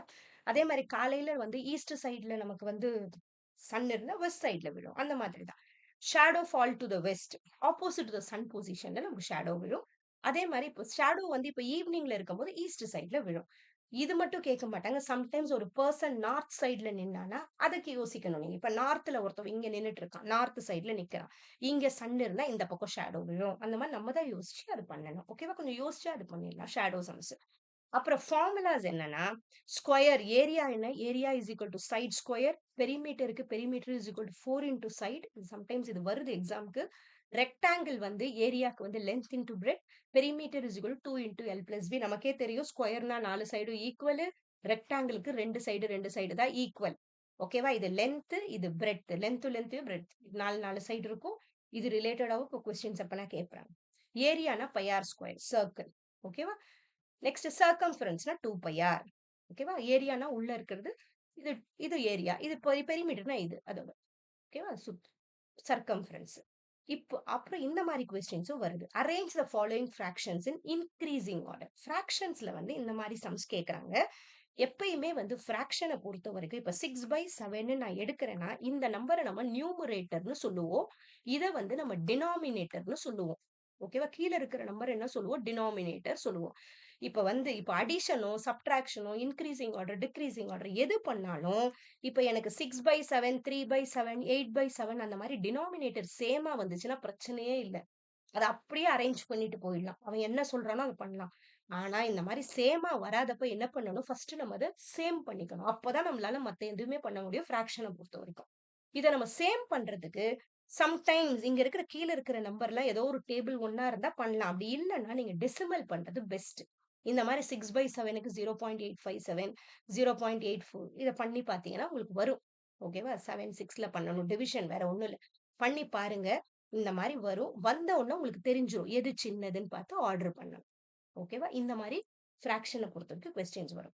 அடுத்தது சீட்டிங் அரேஞ்ச்மெண்ட் நமக்கு ஒரு மேத்ஸ்ல ஒரு கொஸ்டின் இருக்கு. 5 salesmen A, B, C, D, E are sitting in a meeting around a circular table. Sometimes circular table கேட்பாங்க, square table கேட்பாங்க, rectangular table கேட்பாங்க. சர்க்கிள்னா சர்க்கிளா பிளேஸ் பண்ணுங்க. ஸ்கொயர் சொன்னாங்கன்னா கரெக்டா இந்த கார்னர் ஞாபகம் வச்சுட்டு கரெக்டா பண்ணுங்க. ரெக்டாங்கிள் கொடுத்தாங்கன்னா இங்க ஒரு ஆள் இருப்பான், இங்க ஒரு ஆள் இருப்பான். அந்த மாதிரி கொஸ்டின் கொடுப்போம். அப்போ அது மாதிரி யோசிச்சு பண்ணுங்க. இங்க 2 பேர் உட்கார்றாங்க, இங்க 2 பேர் உட்கார்றாங்க அப்படி சொல்லுவான். ஓகே, எந்த டேபிள் வேணா கொடுப்பான். அந்த கொஸ்டினை படிக்கும் போது நமக்கு அது புரிஞ்சிடும். இப்ப இதை பொறுத்த வரைக்கும் இந்த மாதிரி வரும். ஓகேவா? யார் பக்கத்துல உட்கார்றாங்க, இந்த மாதிரி ஒண்ணு ஒண்ணா பண்ணி பார்த்தா புரிஞ்சிடும். ஓகே, அடுத்தது நமக்கு இருக்கிறது கிளாக். கிளாக் ஒரு பிரகாரம் 1 ஹவருக்கு 60 மினிட்ஸ் இருக்கும். 1 மினிட் 60 செகண்ட்ஸ். இதெல்லாம் உங்களுக்கு தெரிஞ்சதுதான். இந்த ஒண்ணு தெரியாது. ரியல் டு மிரர்னு ஒண்ணு கேட்பாங்க சம்டைம்ஸ். இப்ப ரியல்ல ஒரு டைம் காட்டும்போது மிரர்ல காட்டும்போது என்ன கேட்டுன்னா அதுக்கு வந்து சப்ட்ராக்ட் ஃப்ரம் 1160. அவன் என்ன கேட்டாலும் இந்த 1160ல சப்ட்ராக்ட் பண்ணிட்டா நமக்கு அந்த ஆன்சர் வரும். ஓகே, ரியல் டு மிரர் கேட்டானா. அதே மாதிரி 12 ஹவருங்கிறது 360 டிகிரி, 1 ஹவருங்கிறது 30 டிகிரி. ஏன் இந்த டிகிரி மென்ஷன் பண்றோம்? நம்ம கிளாக்குங்கிறது ஸ்கொயர் சர்க்கிள் கிளாக் தான் நம்ம கன்சிடர் பண்ணுவோம். ஒரு சர்க்கிளா இருக்கிறதுனால 360. ஓகேவா? 1 மினிட்ங்கிறது என்னன்னா 30/60, 0.5 டிகிரி. இது கொஞ்சம் ஞாபகம் வச்சுக்கோங்க. 1 மினிட்ங்கிறது 0.5 டிகிரி. அப்படின்னா என்னன்னா 1 மினிட்டுக்கு அந்த குட்டி முள்ளு என்ன பண்ணும்? அவர் ஹேண்ட் வந்து 0.5 டிகிரி, 0 இங்கதான் இருக்குன்னா அந்த குட்டி முள்ளு வந்து இவ்வளவுதானே நகரும். 1 மினிட்டுக்கு 0.5 டிகிரி தான் நகரும். அதை ஞாபகம் வச்சுக்கோங்க. அடுத்தது மினிட் ஹேண்டுங்கிறது கொஞ்சம் பெரிய ஹேண்ட். மினிட் ஹேண்டு கொஞ்சம் பெருசா இருக்கும். அதுதான் மினிட் ஹேண்டு. இது 60 மினிட் ஸ்பேஸ்ங்கிறது ஒண்ணுமே இல்லை. இப்ப இந்த கிளாக்லயே இந்த 1 இருக்கு, இந்த 2 இருக்குன்னா இதுதான் நம்ம மினிட் ஸ்பேஸ்ன்னு சொல்லுவோம். இது 360 டிகிரி இருக்கும். 1 மினிட்டுக்கு வந்து மினிட் ஹேண்ட் எவ்வளவு மூவ் பண்ணா 6 டிகிரி மூவ் பண்ணும். இது கொஞ்சம் ஞாபகம் வச்சுக்கோங்க. மினிட் ஹேண்ட் வந்து 1 மினிட்டுக்கு 1 மினிட்டுக்கு 6 டிகிரி மூவ் பண்ணும். இது மினிட் ஹேண்ட், லாங் ஹேண்ட். ஓகேவா? இந்த ஷார்ட் ஹேண்ட் வந்து 1 மினிட்டுக்கு 0.5 டிகிரி மூவ் பண்ணும். இது ரொம்ப இம்பார்ட்டன்ட். ஏன்னா இதெல்லாம் கொஸ்டின் ரிலேட்டடா வந்து ஜஸ்ட் இதை மல்டிப்ளை பண்ண ஆன்சர் கிடைச்சிடும் நமக்கு. ஓகேவா? நெக்ஸ்ட் இதுவும் அதே மாதிரி தான் எல்லாமே இருக்கு. When angle is formed between the minute hand and the second hand of clock if they are 25 minutes apart. ஓகேவா? ஸோ 60 மினிட் ஸ்பேஸ் 360 டிகிரின்னு எடுத்துக்கணும். 1 மினிட் ஸ்பேஸ், அந்த ஸ்பேஸுங்கிறது ஜஸ்ட் அந்த 1க்கும் 2க்கும் நடுவில் இருக்கிறதாங்க 6 டிகிரி. அப்போ இது ஜஸ்ட் 25 இன்டூ 6 பண்ணோம்னா 150 டிகிரி நமக்கு கிடைச்சிடும். ஓகே, அடுத்தது கேலண்டர் சம்ஸ் நமக்கு இருக்கு. கேலண்டரை பொறுத்த வரைக்கும் 2 விஷயம் இருக்கு. லீப் இயர் ஒன்று வரும் நமக்கு. லீப் இயர்னா என்னன்னா 366 டேஸ் இருந்தா அது லீப் இயர்னு சொல்லுவோம். நார்மல் இயர்னா 365 டேஸ் இருக்கும். லீப் இயர்ல பிப்ரவரியில 29 டேஸ் இருக்கும். அதே மாதிரி லீப் இயரை பொறுத்த வரைக்கும் அந்த நம்பர் 4ல டிவைஸ் பண்ணாதான் ஆகுதுன்னு சொல்றோம்ல, அது மட்டும் இம்பார்ட்டன்ட் இல்ல. அந்த நம்பர் 400லயும் டிவைசிபிள் ஆகணும். அப்பதான் லீப் இயர். இப்ப 2000ங்கிறது leap year. But 1900 is not a leap year. ஞாபகம் வச்சுக்கணும். ஓகேவா? சோ நம்ம 10ல டிவைஸ் ஆகுது அப்படிலாம் இல்ல. It is divisible by 4 and not divisible by 10. It is divisible by 100. 100 நமக்கு ரொம்ப முக்கியம். 400 ரொம்ப முக்கியம். ஓகேவா? Divisible by 4. அதை ஞாபகம் வச்சுக்கணும். 4 அதே மாதிரி 400லயும் டிவிசிபிள் ஆகணும். நெக்ஸ்ட் ஆட் டேஸ்னா ஒண்ணுமே இல்ல. அவங்க கொடுத்திருக்கிறத 7ல நம்ம டிவைட் பண்ணி எவ்வளவு நம்பர் நமக்கு ரிமைனிங் கிடைக்குதோ அதுதான் ஆட் டேஸ்ன்னு சொல்லுவோம். ஓகேவா? சோ 1000 பேசிக் ரெஃபரன்ஸ் இயர் கொஞ்சம் ஞாபகம் வச்சுக்கோங்க. ஏன்னா இது வந்து எக்ஸாம்ல சம்டைம்ஸ் இது ரிலேட்டடா வரும்போது இதுல இருந்து கால்குலேஷன் ஸ்டார்ட் பண்ணும். 1800 இயர் வந்து வென்ஸ்டே ஸ்டார்ட் ஆச்சு. 1900 மண்டே ஸ்டார்ட் ஆச்சு. 2000 சாட்டர்டே ஸ்டார்ட் ஆச்சு. இப்போ ஜான் 1 வந்து அன்னைக்கு ஸ்டார்ட் ஆச்சு. அடுத்தது நமக்கு இருக்கிறது profit, loss, discount, cost price, selling price. நமக்கே தெரியும். ப்ராஃபிட்னா லாபம் கிடைக்கிறது, லாஸ்ங்கிறது நஷ்டம், டிஸ்கவுண்டா நம்ம கொடுக்குற டிஸ்கவுண்ட், காஸ்ட் பிரைஸ்ங்கிறது நம்ம வாங்கின விலை, செல்லிங் பிரைஸ் நம்ம வித்த விலை. இல்லையா? ப்ராஃபிட் எதை பொறுத்து வரும்னா நம்ம செல்லிங் பிரைஸ், நம்ம வித்த விலை வந்து வாங்கின விலையோட ஜாஸ்தி இருந்தா selling price is greater than cost பிரைஸ்னா நமக்கு ப்ராஃபிட் கிடைச்சிச்சு. எப்ப லாஸ் கிடைக்கும்? நம்மளோட காஸ்ட் பிரைஸ் வந்து கிரேட்டர் தென் செல்லிங் பிரைஸா இருக்கும் போது. இல்லையா? நம்ம வாங்கின விலை வித்த விலையோட ஜாஸ்தி இருக்கும் போது நமக்கு நஷ்டம் தான். A person sold a bicycle for 1500 at a profit of 25%. லாபத்துல வித்திருக்கான். ஓகே, 1500. What was the cost price of a bicycle கேட்டிருக்காங்க. இதுக்கு ஆன்சர் வந்து பி. ஓகே, இது ஜஸ்ட் நீங்க பண்ணாலே தெரிஞ்சுக்கும். 1500 ப்ராஃபிட் 25% வித்திருக்காங்க. இப்போ 1200 தான் அது. Okay, next discount. டிஸ்கவுண்ட் வந்து நிறைய கொஸ்டின்ஸ் இது ரிலேட்டடா வரும். டிஸ்கவுண்ட் வந்து இப்ப நம்ம கடையில போனாலே 10% டிஸ்கவுண்ட், 20% டிஸ்கவுண்ட் சொல்றாங்கல்ல, அது இப்ப 100க்கு 10 ரூபாய் கம்மி 10%னா இல்லையா? மார்க்கெட் பிரைஸ் அதான் ஒரிஜினல் பிரைஸ். அவன் டிஸ்கவுண்ட் வந்து எவ்வளவு கொடுக்குறான், செல்லிங் பிரைஸ் நம்ம எவ்வளவுக்கு விற்கிறான். ஓகே, அதே மாதிரி செல்லிங் பிரைஸோட ஃபார்முலா வந்து மார்க்கெட் பிரைஸ் மைனஸ் டிஸ்கவுண்ட். நமக்கே தெரியல, அவன் கொடுத்த டிஸ்கவுண்ட் மார்க்கெட் பிரைஸோட மைனஸ் பண்ணோம்னா நம்மளோட செல்லிங் பிரைஸ் என்னன்றது தெரியும். ஓகேவா? அடுத்தது டிஸ்கவுண்ட் பெர்சன்டேஜோட ஃபார்முலா இது கொஞ்சம் தெரிஞ்சுக்கணும். Discount by marked price into 100. By marked price into 100. Okay, அடுத்தது சக்சசிவ் டிஸ்கவுண்ட். அதே மாதிரி இது ரொம்ப இம்பார்ட்டன்ட். இப்போ ஒரு டிஸ்கவுண்ட் செகண்ட் டிஸ்கவுண்ட் எப்படின்னா, சக்சசிவ் டிஸ்கவுண்ட் ஃபர்ஸ்ட் 25%, இப்போ ஒரு 10% டிஸ்கவுண்ட் ஃபர்ஸ்ட் டைம். ஓகேவா? First time. அடுத்த செகண்ட் டைம் வந்து 20% டிஸ்கவுண்ட். இது பேர் தான் சக்சசிவ் டிஸ்கவுண்ட்னு சொல்லுவோம். இந்த மாதிரி சம் கொடுத்தாங்கன்னா இதை ஜஸ்ட் அப்படியே ஆட் பண்ணி 30% ஆட் பண்ணி அப்படியே பண்ணக்கூடாது, தப்பு. ஓகே, ஃபர்ஸ்ட் 10% கழிக்கணும். அதுல வர ஆன்சரை வச்சு 20% கழிக்கணும். அது பேர் தான் சக்சசிவ் டிஸ்கவுண்ட்னு சொல்லுவாங்க. ஓகேவா? அடுத்தது சிம்பிள் இன்ட்ரெஸ்ட் ஃபார்முலா வந்து P into R into T by 100. Principal into rate of interest into time by 100. நம்ம எவ்வளவு அமௌண்ட் போடுறோம், அதுக்கு எவ்வளவு நமக்கு ரேட் ஆஃப் இன்ட்ரெஸ்ட் கொடுக்குறாங்க. இப்ப 100க்கு 2%னா 102 ரூபாய் கிடைக்கும் இல்லையா? நமக்கு தெரியும்ல, 3%னா 100க்கு 3 ரூபாய். அதுதான் ரேட் ஆஃப் இன்ட்ரெஸ்ட் சொல்லுவோம். டைம்ங்கிறது அந்த இயருக்கு, ஒரு இயருக்கு இவ்வளவு ஏறும். இது 100. ஸோ இதெல்லாம் உங்களுக்கு தெரிஞ்சதுதான்.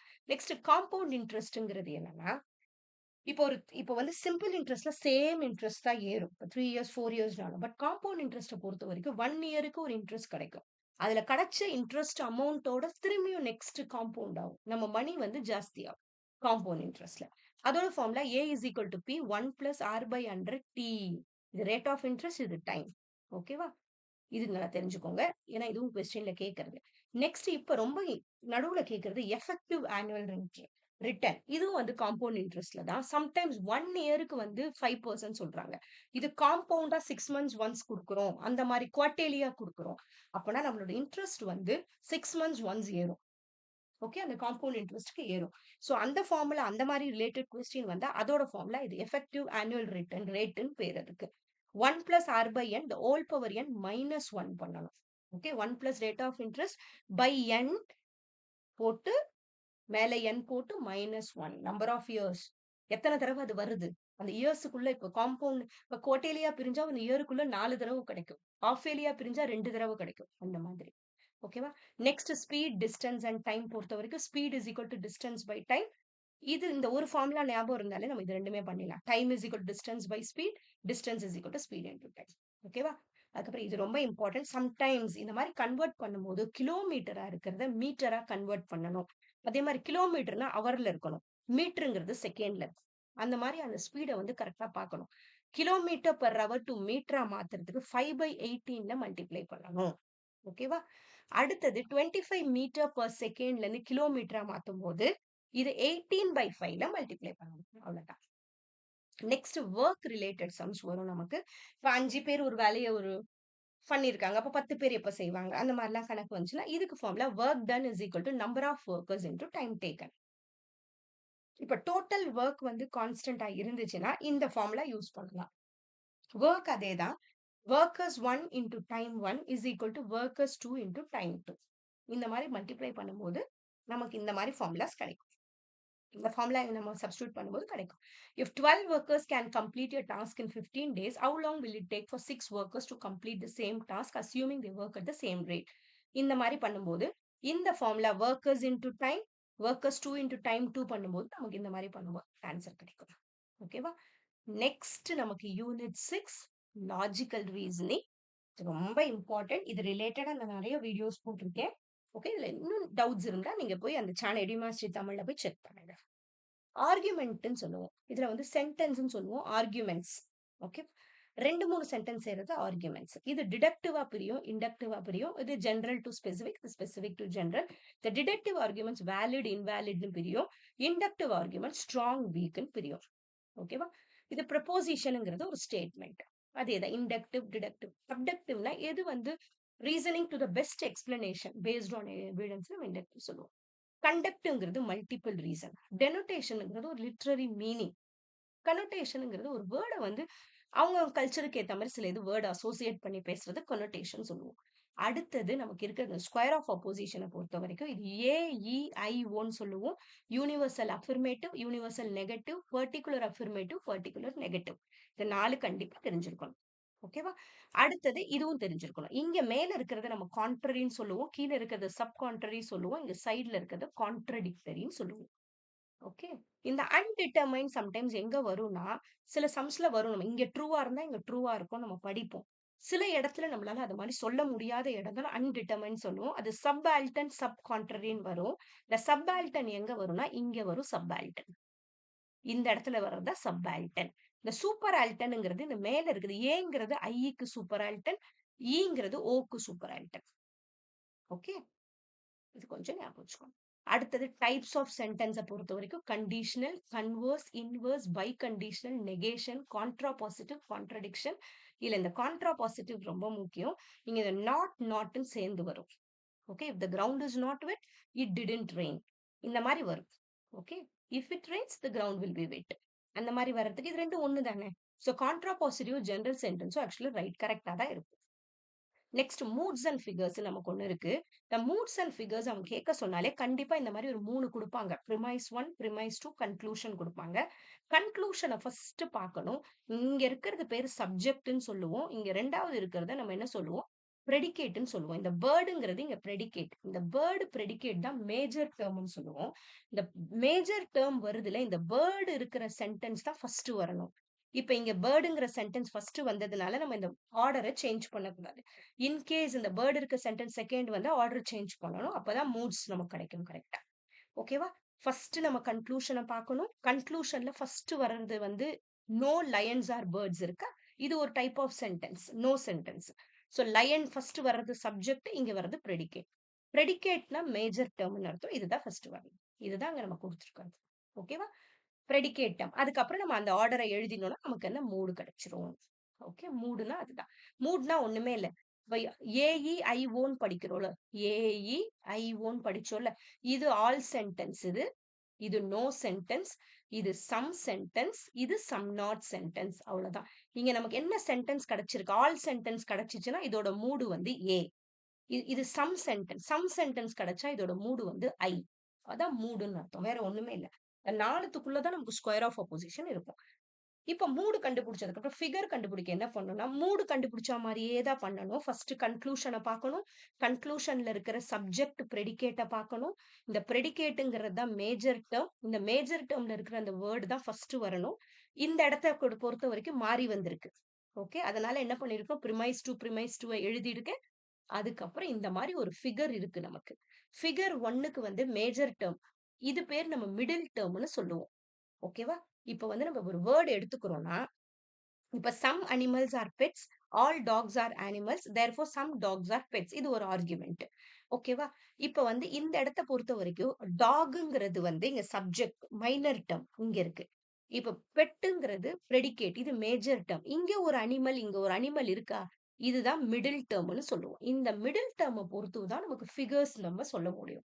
இந்த மிடில் டேர்ம் எந்த இடத்துல இருக்கோ அத பொறுத்து நமக்கு ஃபிகர். இப்ப மிடில் டேர்ம் இப்ப சைடு இப்படிதானே இருக்கு. அப்ப இது வந்து ஃபிகர் 1. ஓகேவா? ஃபிகர் 2ல எப்படி இருக்கும்னா, மிடில் டேர்ம் இப்படி இருக்கும். இதுதான் மிடில் டேர்ம்னு அர்த்தம். வேற ஒண்ணுமே இல்ல. இது ப்ரெடிகேட், இது சப்ஜெக்ட். ப்ரெடிகேட்னா மேஜர் டேர்ம், இது மைனர் டேர்ம். இது எப்படி கண்டுபிடிக்கிறோம்? கன்க்ளூஷன்ல இருக்கிறது. கன்க்ளூஷன்ல 2வது வர வேர்டு தான் மேஜர் டேர்ம். கன்க்ளூஷன்ல ஃபர்ஸ்ட் வர வேர்டு வந்து மைனர் டேர்ம். ஓகேவா? மிடில் டேர்ம் இப்படி இருந்தா அது ஃபிகர் 2. மிடில் டேர்ம் 2 ஃபர்ஸ்டே இங்க வந்துச்சுன்னா அது மிடில் ஃபிகர் 3. மிடில் டேர்ம் 2 இப்படி பிளேஸ் ஆயிருந்துச்சு மிடில். Okay, figure 4. இதுதான் மூட்ஸ் அண்ட் ஃபிகர்ஸ். இத பத்தி இன்னும் கொஞ்சம் டெப்தா படிக்கணும்னா நீங்க போயிட்டு நான் 3 வீடியோ பண்ணியிருக்கேன். லாஜிக்கலி ஈக்வலன்ட், இந்த மூட்ஸ் அண்ட் ஃபிகர்ஸ் பத்தி கொஞ்சம் பாருங்க. அடுத்தது ஃபேலசிஸ் நமக்கு ரொம்ப இம்பார்ட்டன்ட். ஆட் ஆமினம் இருக்கு. ஆட் ஹாமினம்னா அந்த person attacking the person not the ஆர்குமெண்ட்னு சொல்லுவோம். ஸ்ட்ரா மேன் ஃபாலசி அவங்க சொல்ற ஆர்குமெண்ட்டே வேற மாதிரி அவங்கள அட்டாக் பண்றது. அப்பீல் டு அத்தாரிட்டினா ஒருத்தவங்க வந்து பெரிய ஆளா இருக்கிறாங்கன்னா சொல்றது. False dilemma. ஓகே. இதுக்கும் அதுக்கும் ஒரு ஆப்ஷன்ஸ் ரெண்டு presenting only two options. Slippery slope. Arguing one action will lead to extreme consequence. ஒரு சின்ன விஷயம் வந்து பெருசா கொண்டு போய் பேசுறது. Circular reasoning. அப்படியே சுத்திக்கிட்டே இருக்கும் conclusion. Okay. Using the conclusion as a premise. அவ்வளவுதான் அப்படியே சுத்திக்கிட்டே இருக்கும். Hasty generalization. டக்குன்னு ஒரு முடிவுக்கு வந்துடுறது. Making a broad conclusion.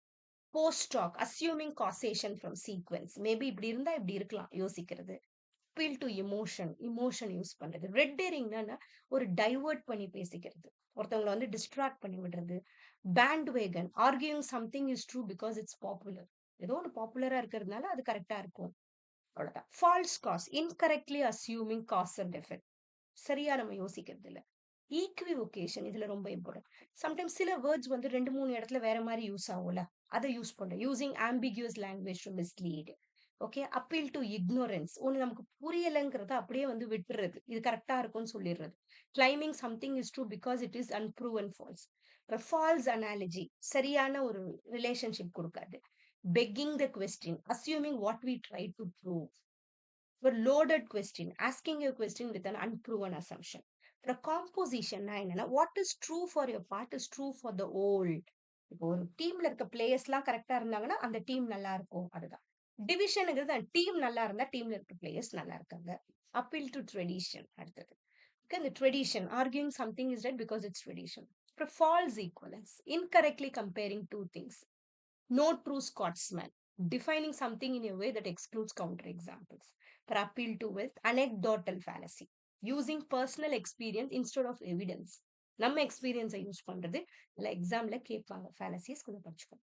அடுத்தது இந்தியன் லாஜிக்கை பொறுத்த வரைக்கும் ஆர்த்தோடாக்ஸ் எட்ரோடாக்ஸ் ரெண்டு இருக்கு. இது ஆஸ்திக் நாஸ்திகான்னு சொல்லுவோம். ஆஸ்திகா வந்து வேதஸை நம்புறவங்க.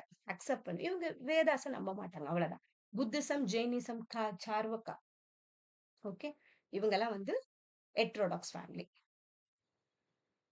Next Nyaya philosophy. இதோட ப்ரொபோனன்ட் வந்து கௌதமா. இவர் அக்ஷபாதான்னு சொல்லுவோம். இது ஃபவுண்டர் ஆஃப் நியாய பிலாசபி. இதோட மெட்டாபிசிக்ஸ் எபிஸ்டமாலஜின்னு சொல்லுவோம். மெட்டாபிசிக்ஸ்னா உலகத்தை பத்திர ஒரு புரிதல் சொல்லலாம். Focuses on reality and concept of substance. The dravya குணம் இதுலலாம் அவங்க கான்சென்ட்ரேட் பண்றது. எபிஸ்டமாலஜிங்கிறது நாலேஜ். எப்படி நமக்கு நாலேஜ் கிடைக்குது. பிரமாணாஸ். பெர்செப்ஷன். பிரத்யக்ஷானா பெர்செப்ஷன். இன்ஃபரன்ஸ்னா நம்மளே அனுமானம் பண்றது. கம்பேர் பண்ணி பாக்குறது. டெஸ்டிமனினா மத்தவங்க சொல்லி நம்ம தெரிஞ்சுக்கிறது டெஸ்டிமனி. அடுத்தது அத்வைத்த வேதாந்தா பிலாசபிஸ்ல 6 கேட்டகரி இருக்கு. இதுதான் பெர்செப்ஷன், இன்ஃபரன்ஸ், கம்பேரிசன், பாஸ்டுலேஷன், நான் பெர்செப்ஷன், வெர்பல் டெஸ்டிமனி. இது நம்ம பிரமாணாசன் படிப்போம்.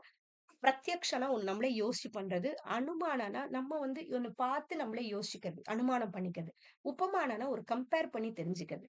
அர்த்த பத்தில நம்மளே ஒரு அர்த்தம் கண்டுபிடிச்சுக்கிறது. அனுபலப்தினா இப்படி இருக்கும். ஒண்ணு பார்த்து இப்படி இருக்கும். அது மாதிரி அனுபலப்தி. ஓகே. அதே மாதிரி அனுபலப்தி ஒண்ணு நெகட்டிவா இருக்கு. ஒண்ணு இல்லாதது. ஏதோ ஒரு விஷயம் போன் டெய்லி வைக்கிற ஒரு இடத்துல இன்னைக்கு அந்த போன் இல்ல. அதை பார்த்த உடனே போனை பத்தின ஞாபகம் வருது. அது அனுபலப்தி. ஓகே. நான் பெர்செப்ஷன். அதுதான் சப்தாங்கிறது ஒருத்தவங்க நம்ம சொல்லி நம்ம தெரிஞ்சுக்கிறது. Verbal testing.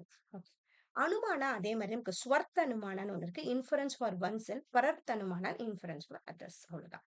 அனுமானா according to causal relationship. அதே மாதிரி பூர்வாவத், ஷெஷாவத், சமன்யோதர்ஸ் தான் மாறும். ஓகேவா. பூர்வாவத்னா ப்ரையர் நாலேஜ் வச்சு தெரிஞ்சுக்கிறது. சப்சிக்வெண்ட் நாலேஜ் இப்ப நடக்கிறத வச்சு பின்னாடி இப்படி இருக்கும்னு யோசிக்கிறது ஷெஷாவத். சமன்யோதர்ஸ் தானே ஒரு காமன் அப்சர்வேஷன். டெய்லி ஒரு மாதிரி சன் வந்து ஈஸ்ட் டு வெஸ்ட் போகுது. அந்த மாதிரி நம்மளே ஒரு அப்சர்வ் பண்ணி ஒரு நாலேஜ் கேதர் பண்ணி அனுமானம் பண்ணிக்கிறது. அவ்வளவுதான். கேவலன் வாயினா ஒன்லி பாசிட்டிவ் கோரிலேஷன். ஏதோ பாசிட்டிவா ரெண்டு விஷயம் நமக்கு நம்மளே ஒரு கோஆர்டினேட் பண்ணி புரிஞ்சுக்கிறது. அனுமானம் பண்ணிக்கிறது. Negative correlation. இந்த மாதிரி இல்லைன்னா இப்படி இருக்காது. அன்வய வியாத்திரிக்கைனா ரெண்டுமே இருக்கு. வியாப்திங்கிறது invariable connection between reason and conclusion. ஓகேவா. இப்படி இருக்கும் வியாப்தி. இப்ப ஏதோ ஒரு விஷயம் நான் பார்த்ததுனாலதான் என்னால வந்து இப்படி நடந்திருக்கும்னு என்னால கன்க்ளூட் பண்ண முடியுது. இதுக்கு நம்ம எப்பயுமே சொல்றது ஒரு மலையில ஸ்மோக் இருக்கு. அது எதனால ஸ்மோக் இருந்தா நெருப்பு இருக்கும். அது எப்படி தெரியும்னா நம்ம நிறைய தடவை கிச்சன்ல பார்த்திருப்போம். அது எனக்கு தெரிஞ்சதுனால என்னால கனெக்ட் பண்ண முடியுது. அதான் எத்துவ பாஷாங்கிறது ஒரு ரீசன். ஓகே. எப்படி அங்க ஃபாலசிஸ் இருக்கு. கெத்துவ பாஷா நம்ம ஒரு விஷயத்த சரியா புரிஞ்சுக்காதது கெத்துவ பாஷா. இதுல சவ்ய, விசாரா, விருதா, சத் பிரதிபக்ஷா, அசத் பிரதிபக்ஷா, அகமா இந்த மாரி நமக்கு ஒரு டைப்ஸ் இருக்கு. ஓகேவா?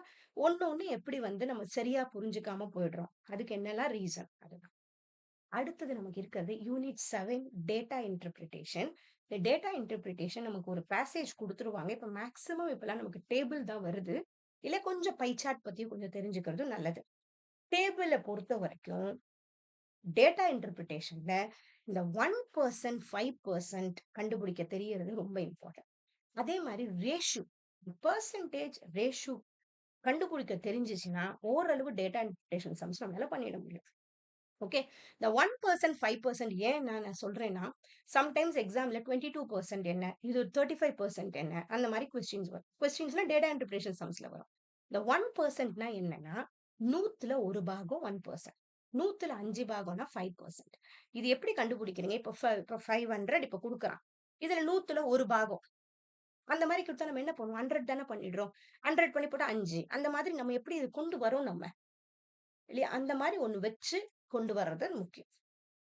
ஓகேவா? 100ல 1 பாகம். அதே மாரி இது 100ல நம்ம தான் கொண்டு வரது. ஓகே. 1% இது 5%. இது 2 கண்டுபிடிக்க கொஞ்சம் கத்துக்கிட்டோம்னா, கொஞ்சம் ஈஸியா இருக்கும் நமக்கு. ஓகே. இப்ப இதிலே வருவோம். இங்கே வருவோம். இப்ப 10% ஆஃப் எ நம்பர் இப்ப என்ன இப்ப வந்து என்ன இப்ப 10% ஆஃப் 500 கேட்கறாங்க. இப்ப 10% ஆஃப் 500 என்ன பண்ணுவோம்? 500 பை 10 பண்ணுவோமா? ஓகே. இது 0, 0 போனா 50. அப்ப 10% வந்து என்னது? 50. இப்ப எனக்கு 50, 10% தெரிஞ்சிருச்சுன்னா, இப்ப 30% கேட்டனா இன்டூ 3 நான் பண்ணிடலாம். சோ அது தெரிஞ்சுக்கிறது நல்லது. ஓகே. அதுக்கு தான் இந்த ட்ரெய்னிங் நாங்க குடுக்கறது. இது குடுக்கறது. ஓகே. சோ பாயிண்ட் வைக்க எல்லாமே தெரிஞ்சிருக்கணும். இப்ப அதே மாரி இப்ப 45 இங்க இருக்கு. இதோட 1% என்ன இருக்கும்?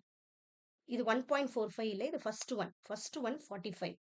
ஓகேவா? இந்த 45 ஓட பை 100 பண்றோம்னா 0.45 தானே. எப்பயும் இங்க 2 0 வந்துச்சுன்னா, இங்க பாயிண்ட்க்கு அப்புறம் 2 0 இருக்கணும். ஞாபகம் வச்சுக்கோங்க.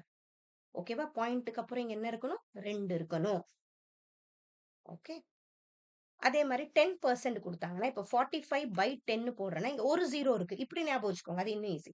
ஒரு 0 இருக்குன்னா, இங்க பாயிண்ட்க்கு அப்புறம் எனக்கு ஒரு 0 இருக்கணும். சோ 4.5 இது என்னோட 10% கிடைச்சுச்சு. இப்ப இவன் 30% கேட்டா, இத அப்படியே இன்டூ 3 பண்ணா ஆன்சர் வந்துருமா? அவ்வளவுதான். அந்த லாஜிக் யூஸ் பண்ணிக்கோங்க. டேட்டா இன்டர்பிரேஷன பொறுத்தவரைக்கும். இது 1000ன்னா என்ன? 10,000, 1,00,000, 10,00,000, 1 crore, 10 crore. ஓகேவா? இதெல்லாம் தெரிஞ்சுக்கிறது நல்லது. ஓகே. இந்த 1 மில்லியன்ங்கிறது சம்டைம்ஸ் கன்ஃப்யூஸ் பண்ணுவோம். 1 மில்லியன்ங்கிறது 10,00,000. 1 மில்லியன்ங்கிறது 10,00,000. அதே மாரி 10 மில்லியன்ங்கிறது 1 crore. ஓகே. 100 மில்லியன்ங்கிறது 10 crore. 1 பில்லியன்ங்கிறது 100 crore. ஓகே. அடுத்தது பெர்சன்டேஜ் இன்கிரீஸ்ன்னு ஒரு கணக்கு வரும். அதுக்கு new value minus original value by original value into 100 போடணும். இந்த மாரி சம்ஸ் நமக்கு வருது. ஓகேவா? The population of a town increased from 50,000 ன்னு 60,000 1 இயர்க்கு ஏறியிருக்கு. What percent more is the population in 2024 than in 2023? அப்ப இந்த மாரி என்ன பண்ணணும்? இத சப்ஸ்டிட்யூட் பண்ணணும். எப்பயுமே இந்த பெர்சன்டேஜ் இன்கிரீஸ் வந்துச்சுன்னா, முக்காவாசி இங்க சின்ன நம்பர் வரும். பெர்சன்டேஜ் டிக்ரீஸ் வரும்போது இங்க பெரிய நம்பர் வரும். ஏன்னா, அதோட தான் நம்ம கம்பேர் பண்றோம். ஓகே. சோ அது நல்லா ஞாபகம் வச்சுக்கோங்க. அது வரும். அடுத்தது பை சார்ட். பை சார்ட்னாலும் இப்ப சர்க்கிள் தானே. அதனால இதுலயும் 360 டிகிரி இருக்கு. சோ கிவன் டேட்டா எந்த டேட்டா குடுக்குறாங்களோ divided by total value of data into 360 degree பண்ணா நமக்கு கிடைச்சிடும். அடுத்தது நமக்கு யூனிட் 8 ஐசிடி. இதுல என்னலாம் முக்கியம்னா ஜெனரேஷன் ஆஃப் கம்ப்யூட்டர். ஓகே.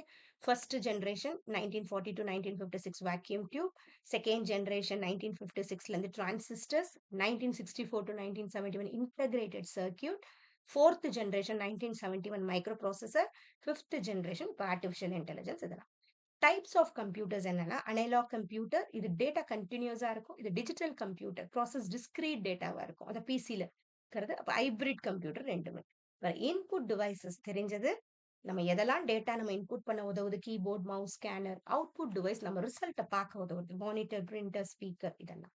இந்த மெமரி ஹைரார்கி ரொம்ப முக்கியம். First register. ஓகே. மேல இருந்து ஸ்டார்ட் ஆகும். அப்புறம் கேஷ் மெமரி. அப்புறம் ரேம். இது ஒரு ட்ரையாங்கிள் மாதிரி நம்ம பண்ணுவோம். இல்லையா? ஃபர்ஸ்ட் ரேம் இருக்கும். அப்புறம் கேஷ் மெமரி. இங்க ரேம் இருக்கும். இங்க கேஷ் மெமரி இருக்கும். அதுக்கப்புறமா ரெஜிஸ்டர்ஸ் இருக்கும், கேஷ் இருக்கும், அப்புறம் ரேம் இருக்கும், அப்புறம் இது ரேம் இருக்கும், அதுக்கப்புறம் செகண்டரி ஸ்டோரேஜ் டிவைஸ் இருக்கும், அப்புறம் டெர்ஷரி. இந்த ரேம், ரோம்லாம் primary storage devices. Okay, primary கம்ப்யூட்டர்லயே இருக்கிறதுல பிரைமரி ஸ்டோரேஜ். செகண்டரி ஸ்டோரேஜ் நம்ம வெளியில யூஸ் பண்றது ஸ்டோரேஜ் டிவைசஸ். அடுத்தது எலக்ட்ரானிக் மெயில். இதுல நமக்கு முக்கியமானது பிசிசி, பிளைண்ட் கார்பன் காப்பி. சிசினா carbon copy. Email to multiple recipients அனுப்புறோம், but they can see who is received it. Blind carbon காப்பிக்கு வந்து தெரியாது அவங்க யாருக்கெல்லாம் அனுப்பிச்சிருக்காங்க, எதுவும் தெரியாது. கார்பன் காப்பிக்கு தெரியும். Sends an email to multiple reason, everyone can see who is got it. Okay. Next primary storage டிவைஸை பொறுத்தவரைக்கும் RAM, ROM, DRAM, SRAM. Okay, டிராம்னா டைனமிக் ரேம், இது ஸ்லோவா இருக்கும் பட் நீட்ஸ் ரிஃப்ரெஷிங். எஸ்ராம்ங்கிறது ஸ்டாட்டிக் ரேம், இது ஃபாஸ்டா இருக்கும், நோ ரெஃப்ரெஷிங் நீடட். இது ரிலேட்டட் கொஸ்டின்ஸ் அடிக்கடி வருது, டிராம், எஸ்ராம். அதே மாதிரி ரேம்ங்கிறது டெம்பரரியா இருக்கும், இது volatile memory for active data. ரோம்ங்கிறது ரீட் ஒன்லி மெமரி, இது பெர்மனண்டா இருக்கும், non volatile memory. Okay. Next ரோமோட டைப்ஸ் வந்து ரோம் ரைட் ஒன்ஸ் தான். Okay, programmable read only. Okay, இது இரேசபிள். அதே மாதிரி EEPROM எலக்ட்ரிக்கலி ப்ரோக்ராமபிள் ரீட், இது இரேசபிள் அண்ட் ரீப்ரோக்ராமபிள். ஓகே, இது electrically erasable programmable read only memory, இது எலக்ட்ரிக்கலா எரேஸ் பண்ண முடியும், ரீப்ரோக்ராமும் பண்ண முடியும், EEPROM ப்ரோக்ராம். அப்புறம் செகண்டரி ஸ்டோரேஜ் டிவைசஸ் எதுனா hard disk drive, HDD, solid state drive, இது ஃபாஸ்டர் தேன் HDD, இது ஆப்டிக்கல் டிஸ்க், அப்புறம் USB ஃபிளாஷ் டிரைவ், இது டேப் டிரைவ். ஓகேவா. அடுத்தது மெமரி கெப்பாசிட்டியை பொறுத்த வரைக்கும் smallest unit of memory 0 or 1 சொல்றோம். 8 பிட் சேர்றது ஒரு பைட்டு. கிலோ பைட்னா 1024 பைட்ஸ், மெகா பைட்னா 1024 கிலோ பைட், கிகா பைட்னா 1024 மெகா பைட், டெராபைட்னா 1024 கிகா பைட். கண்டிப்பா இந்த ஆர்டர் ஞாபகம் வச்சுக்கோங்க, எக்ஸாம்க்கு வருது. நெட்வொர்க்கிங் ரொம்ப முக்கியம். எப்படி நம்ம ஒரு வாட்ஸ்அப் மெசேஜ் போது பேசுறோம், எல்லாத்துக்கும் நெட்வொர்க்கிங் ரொம்ப நமக்கு தேவைப்படுது. இன்டர்நெட்னா குளோபல் நெட்வொர்க், இன்ட்ராநெட்னா private network. Evolution of network எப்படி நடந்துச்சுன்னா, ஃபர்ஸ்ட் டயல் அப் நடந்துச்சு 1990s. இது ஸ்லோ இன்டர்நெட் இருந்துச்சு, 56 kbps தான் இருந்துச்சு, கிலோபைட் பெர் செகண்ட்ல இருந்துச்சு. இது ஃபோன் லைன் இதுக்கு ரெக்வயர்டா இருந்துச்சு. இது ரொம்ப இம்பார்ட்டன்ட், ஏன்னா ஒரு தடவை இது நெட்ல கொஸ்டின் கேட்டிருந்தாங்க டயல் அப் பத்தி. Next DSL. ஓகே, இது 2000ஸ்ல வந்து இது டயலப்போட கொஞ்சம் ஜாஸ்தி. ஓகே, இது சைமல்டேனியஸா ஃபோன் அண்ட் இன்டர்நெட் யூஸ் பண்ண முடிஞ்சிச்சு. ஓகே.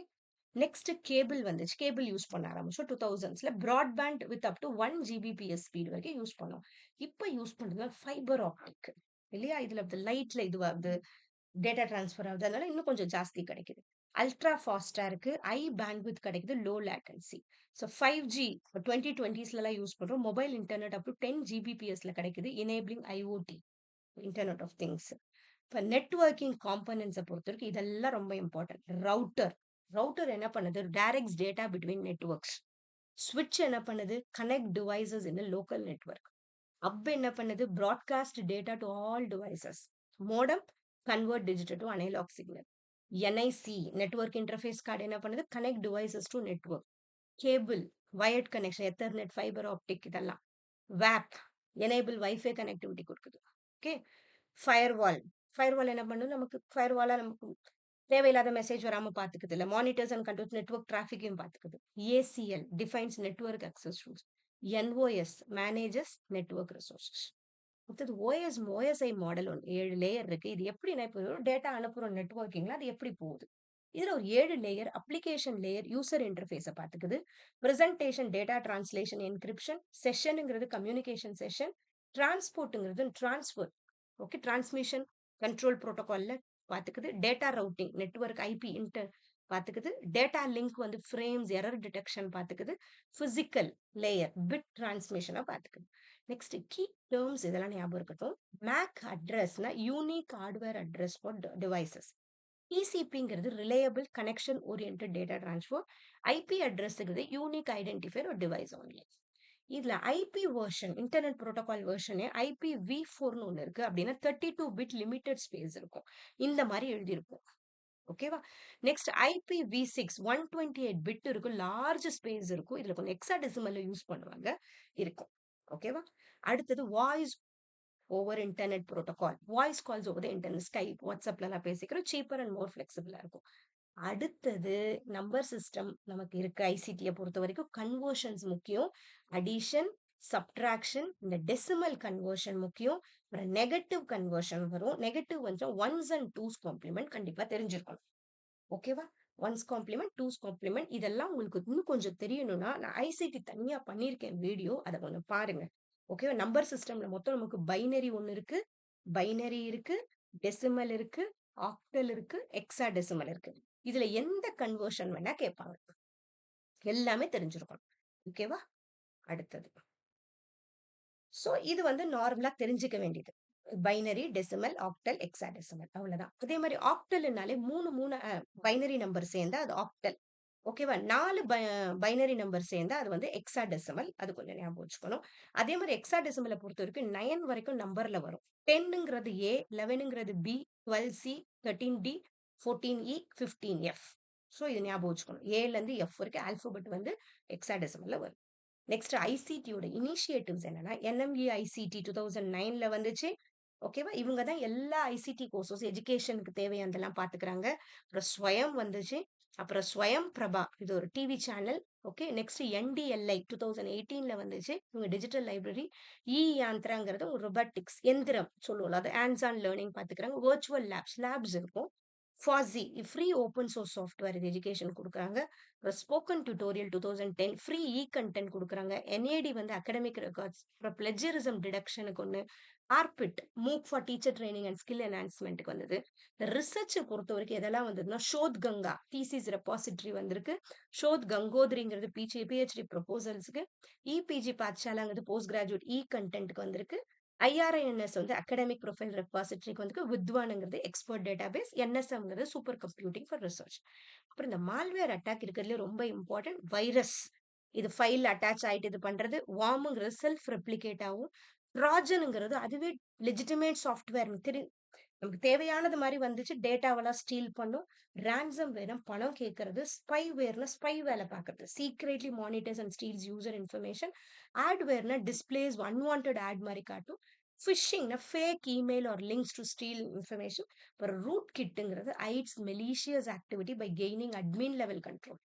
ஓகே. இது மூணு இதுல important. Open source software, freeware, shareware. ஓகேவா? இந்த ஓப்பன் சோர்ஸ் சாஃப்ட்வேர்னா free software with source code available for modification பண்ண முடியும். Example Linux. ஃப்ரீவேர் வந்து free to use but with source code access பண்ண முடியும். ஷேர்வேருங்கிறது free trial with limited features. அதுக்கப்புறம் பணம் கட்டலாம். இது ஷேர்வேர். அடுத்தது நமக்கு இருக்கிறது யூனிட் 9 பீப்புள் டெவலப்மெண்ட் என்வாயன்மெண்ட்டை பொறுத்த வரைக்கும் இந்த மிலீனியம் டெவலப்மெண்டல் கோல்ஸ் 2000 2015 வரைக்கும் இருந்துச்சு. இதெல்லாம் யுஎன் எல்லா கண்ட்ரீஸும் சேர்ந்து எப்படிலாம் நம்ம பண்ணலாம் எல்லா ஆஸ்பெக்ட்ஸும் கவர் பண்ணியிருப்பாங்க. இது 8 கோல்ஸ், 18 டார்கெட், 48 இண்டிகேட்டர்ஸ் இதுல இருக்கும். ஓகேவா? அடுத்தது ம். அடுத்தது சஸ்டைனபிள் டெவலப்மெண்டல் கோல்ஸ் பொறுத்த வரைக்கும் 2015 to 2013ல 17 கோல்ஸ், 169 டார்கெட்ஸ், 232 இண்டிகேட்டர்ஸ். இந்த கோல்ஸ் எல்லாம் நான் தனியா வீடியோ பண்ணியிருக்கேன். பீப்புள் டெவலப்மெண்ட் என்வாயன்மெண்ட்ல அதுல கொஞ்சம் பார்த்துக்கோங்க இந்த கோல்ஸ் எல்லாம். ஓகேவா? அடுத்தது ஈகோ சிஸ்டம்னு ஒண்ணு இருக்கு. நம்மள சுத்தி இருக்கிறதா ஈகோ சிஸ்டம் எல்லாமே. Interaction of living biotic and non லிவிங்கிறது ஏபயோட்டிக்னு சொல்லுவோம். Okay. Components of like plants, animals, air, water, soil இது நம்ம வந்து என்ன சொல்லுவோம், ஏபயோட்டிக். அதெல்லாம் சேர்ந்தது தான் ஈகோசிஸ்டம். இக்காலஜிங்கிறது ஸ்டடி ஆஃப் ஹவு ஆர்கானிசம்ஸ் எப்படி அது ஆர்கானிசம் நம்ம இன்டராக்ட் பண்றோம் எல்லாமே என்வாயன்மெண்ட் அதெல்லாம். அப்புறம் டைப்ஸ் ஆஃப் இக்கோசிஸ்டம். இது நேச்சுரல், இது மேன்மேட். நேச்சுரல்னா அக்வாட்டிக், டெரஸ்ட்ரியல். டெரஸ்ட்ரியல்னா அந்த மண்ணில் இருக்கிறது எல்லாமே land. Next land, ocean, terrestrial, forest, deserts இதெல்லாம் டெரஸ்ட்ரியல். அக்வாட்டிக்னா ஓஷன், ரிவர்ஸ். இந்த பயோட்டிக் காம்பனன்ட்ஸ் இது முக்கியம். ப்ரொடியூசர், கன்சியூமர், டீகம்போசர் மூணு இருக்கு. ப்ரொடியூசர்னா தானே ஃபுட் ப்ரிப்பேர் பண்றது ப்ரொடியூசர். அதை சாப்பிடுறதெல்லாம் கன்சியூமர்ஸ். அதுக்கப்புறம் டீகம்போசர்ஸ் எதனா போயிடுச்சுன்னா இல்லையா மண்ணில் ஏதோ ஆயிடுச்சுன்னா அதை அழிய வைக்கிறது, ஃபங்கிலாம் பண்ணுது இல்ல, அதெல்லாம் டீகம்போஸ் பண்றது. ஓகே. இந்த கன்சியூமரை பொறுத்த வரைக்கும் பிரைமரி, செகண்டரி, டெர்ஷரி இம்பார்ட்டன்ட். பிரைமரினா ஃபர்ஸ்ட் ஹெர்பிவோரஸ் சாப்பிடுது, கிராஸ் வாப்பர். இதை சாப்பிடுறது கார்னிவோரஸ், இது ஃப்ராக். இது டெர்ஷரினா அதை சாப்பிடுறது ஸ்னேக். ஓகேவா? இது தெரிஞ்சுக்கணும் கண்டிப்பா. அடுத்தது எனர்ஜி ஃப்ளோ ரொம்ப முக்கியம். இது மாதிரி அதுங்க சாப்பிடும் போது அதுங்களுக்கு 10% எனர்ஜி தான் ஒவ்வொரு லெவலுக்கும் பாஸ் ஆகும். பிரைமரிக்கும் செகண்டரி, செகண்டரி டெர்ஷரி. இந்த ஃபுட் செயின்ங்கிறது அந்த மாதிரி போடுறது தான் ஃபுட் செயின்னு சொல்லுவோம். Grasshopper, frogs. வெப்புங்கிறது ஒரு இன்டர் கனெக்டடா இருக்கிறது வெப். இது ரெண்டும் ரொம்ப முக்கியம். பயோ அக்யூமுலேஷன்னா அந்த மாதிரி சாப்பிடும் போது எவ்வளவு டாக்ஸிக் அந்த ஒவ்வொரு அனிமல்குள்ளேயும் சேவ் ஆகுது, அது அக்யூமுலேஷன். மேக்னிஃபிகேஷன் அந்த மாரி சின்ன சின்ன இது வந்து இன்னொன்னு இப்போ ஒரு சின்ன ஃபிஷ் வந்து ஒரு சாப்பிடுதுன்னா, அத இன்னொரு பெரிய ஃபிஷ் சாப்பிட்டா இன்னும் அதுக்கு டாக்ஸிக் ஜாஸ்தி ஆயிடும். அதுதான் ரொம்ப இம்பார்ட்டன்ட். Bio magnification. மேக்னிஃபையர் எப்படி சின்னத பெருசா காட்டும். அதே மாரி ஒவ்வொரு இது சாப்பிடும்போது அதோட டாக்ஸிக் ஜாஸ்தி ஆயிட்டே போகும். நெக்ஸ்ட் பயோம்ன்றது large area with specific climate. ஹேபிடேட்னா அங்க வாழ்றதே தான் நம்ம ஹேபிடேட்ன்னு சொல்லுவோம். Specific environment where an organism lives. Okay. அடுத்தது பயோடைவர்சிட்டி. ஹாட்ஸ்பாட்ஸ்ங்கிறது எதெல்லாம் நம்ம பாதுகாக்க வேண்டியது. அதான் ஹாட்ஸ்பாட்ன்னு சொல்லுவோம். ஓகேவா? அது இன் சித்து, எக்ஸ் சித்துன்னு 2 சொல்லுவோம். அந்த அந்த ஸ்பீஷீஸ் அதோட நேச்சுரல் ஹேபிடேட்லயே பாதுகாத்து இன் சித்து. அவுட் சைடா பண்றது ஜூலலாம் வச்சு பாதுகாக்கிறது எக்ஸ் சித்து. இது biosphere reserves, zones, UNESCO site இதெல்லாம். இந்தியா, சுந்தர்பன், நந்தாதேவி இதெல்லாம். இது நான் வந்து ஃபுல்லாவே ஒரு டீட்டெயில்டா நான் பண்ணியிருக்கேன். இது ஒரு ஷார்ட் ரீகேப் தான். நீங்க டீட்டெயில்டா ஒரு தடவ பார்க்கணும்னா, அதுல போய் பாருங்க. Main video. விண்ட் எனர்ஜி பத்தி இதுல இருக்கு. ஓகேவா? விண்ட் எனர்ஜி அந்த விண்ட் மில்லுல இருந்து நமக்கு வர்றது. கைனெடிக் எனர்ஜி இன்டு எலக்ட்ரிசிட்டி மாத்துறது. டர்பைன்ஸ் யூஸ் ஆகுது. நெக்ஸ்ட் ஹைட்ரோ பவர்னா வாட்டர்ல இருந்து கிடைக்கிறது. இது இந்தியா ஸ்மால் ஹைட்ரோ பவர் ப்ராஜெக்ட்ல இப்ப நிறைய நம்ம பண்ணிட்டு இருக்கோம். ஓகேவா? அப்புறம் ஜியோ தெர்மல் எனர்ஜினா அந்த எர்த்தோட ஹீட்ல இருந்து நம்ம வர்றது. இது ஒரு ரினியூவபிள். ரினியூவபிள்னாலே நம்ம யூஸ் பண்ண நமக்கு கிடைக்கிறது ரினியூவபிள் சொல்லுவோம். ஓகேவா? நெக்ஸ்ட் பயோமாஸ் எனர்ஜிங்கிறது ஆர்கானிக் வேஸ்ட்ல இருந்து கிடைக்கிறது. ஓகேவா? Includes burning, biogas production. Nuclear எனர்ஜிங்கிறது யுரேனியம், புளுட்டோனியம், நியூக்ளியர் அந்த ஃபிஷன் பண்ணும்போது மேஜர் பிளான் இந்த குடங்குளம், தாராப்பூர் இதெல்லாம். இதுல மெயினா யூஸ் பண்றது யுரேனியம் 235 ஃபார் எனர்ஜி. நெக்ஸ்ட் கோலுங்கிறது ஒரு நான் ரினியூவபிள். ஓகேவா? இது அழியக்கூடியது. நம்ம பார்த்து யூஸ் பண்ணணும். இதோட major pollutant carbon dioxide and sulphur. இதோட டைப்ஸ் வந்து anthracite, bituminous and sub bituminous, lignite இந்த மாதிரி டைப்ஸ் இருக்கு. இதெல்லாம் ஏர் குவாலிட்டியோட பொல்யூஷன்ஸ். ஏர் பொல்யூஷன் இதெல்லாம் உருவாக்குறது. பிஎம் 2.5. ஓகேவா? இது ரொம்ப பொல்யூட்டன்ஸ். பிஎம்ங்கிறது பார்ட்டிகுலேட் மேட்டர் சொல்லுவோம். குட்டி குட்டி காத்துல இருக்கும். 2.5. NOx, SO two, CO, VOCs, volatile organic compounds. இதெல்லாம் வெஹிக்கல்ஸ்ல வருது. என்னெல்லாம் இம்பாக்ட் உண்டு பண்ணுது? Respiratory issue, smog, acid rain. Air quality index. இதுதான் நம்மளோட பொல்யூஷன் லெவலை மெஷர் பண்றது. ஓகேவா? அடுத்தது இந்தியாவோட ரெனியூவபிள் எனர்ஜி கோல்ஸ் என்னன்னா 2025ல 170 கிகாவாட் நம்ம வந்து உற்பத்தி பண்ணணும்னு நினைக்கிறாங்க ரெனியூவபிளா.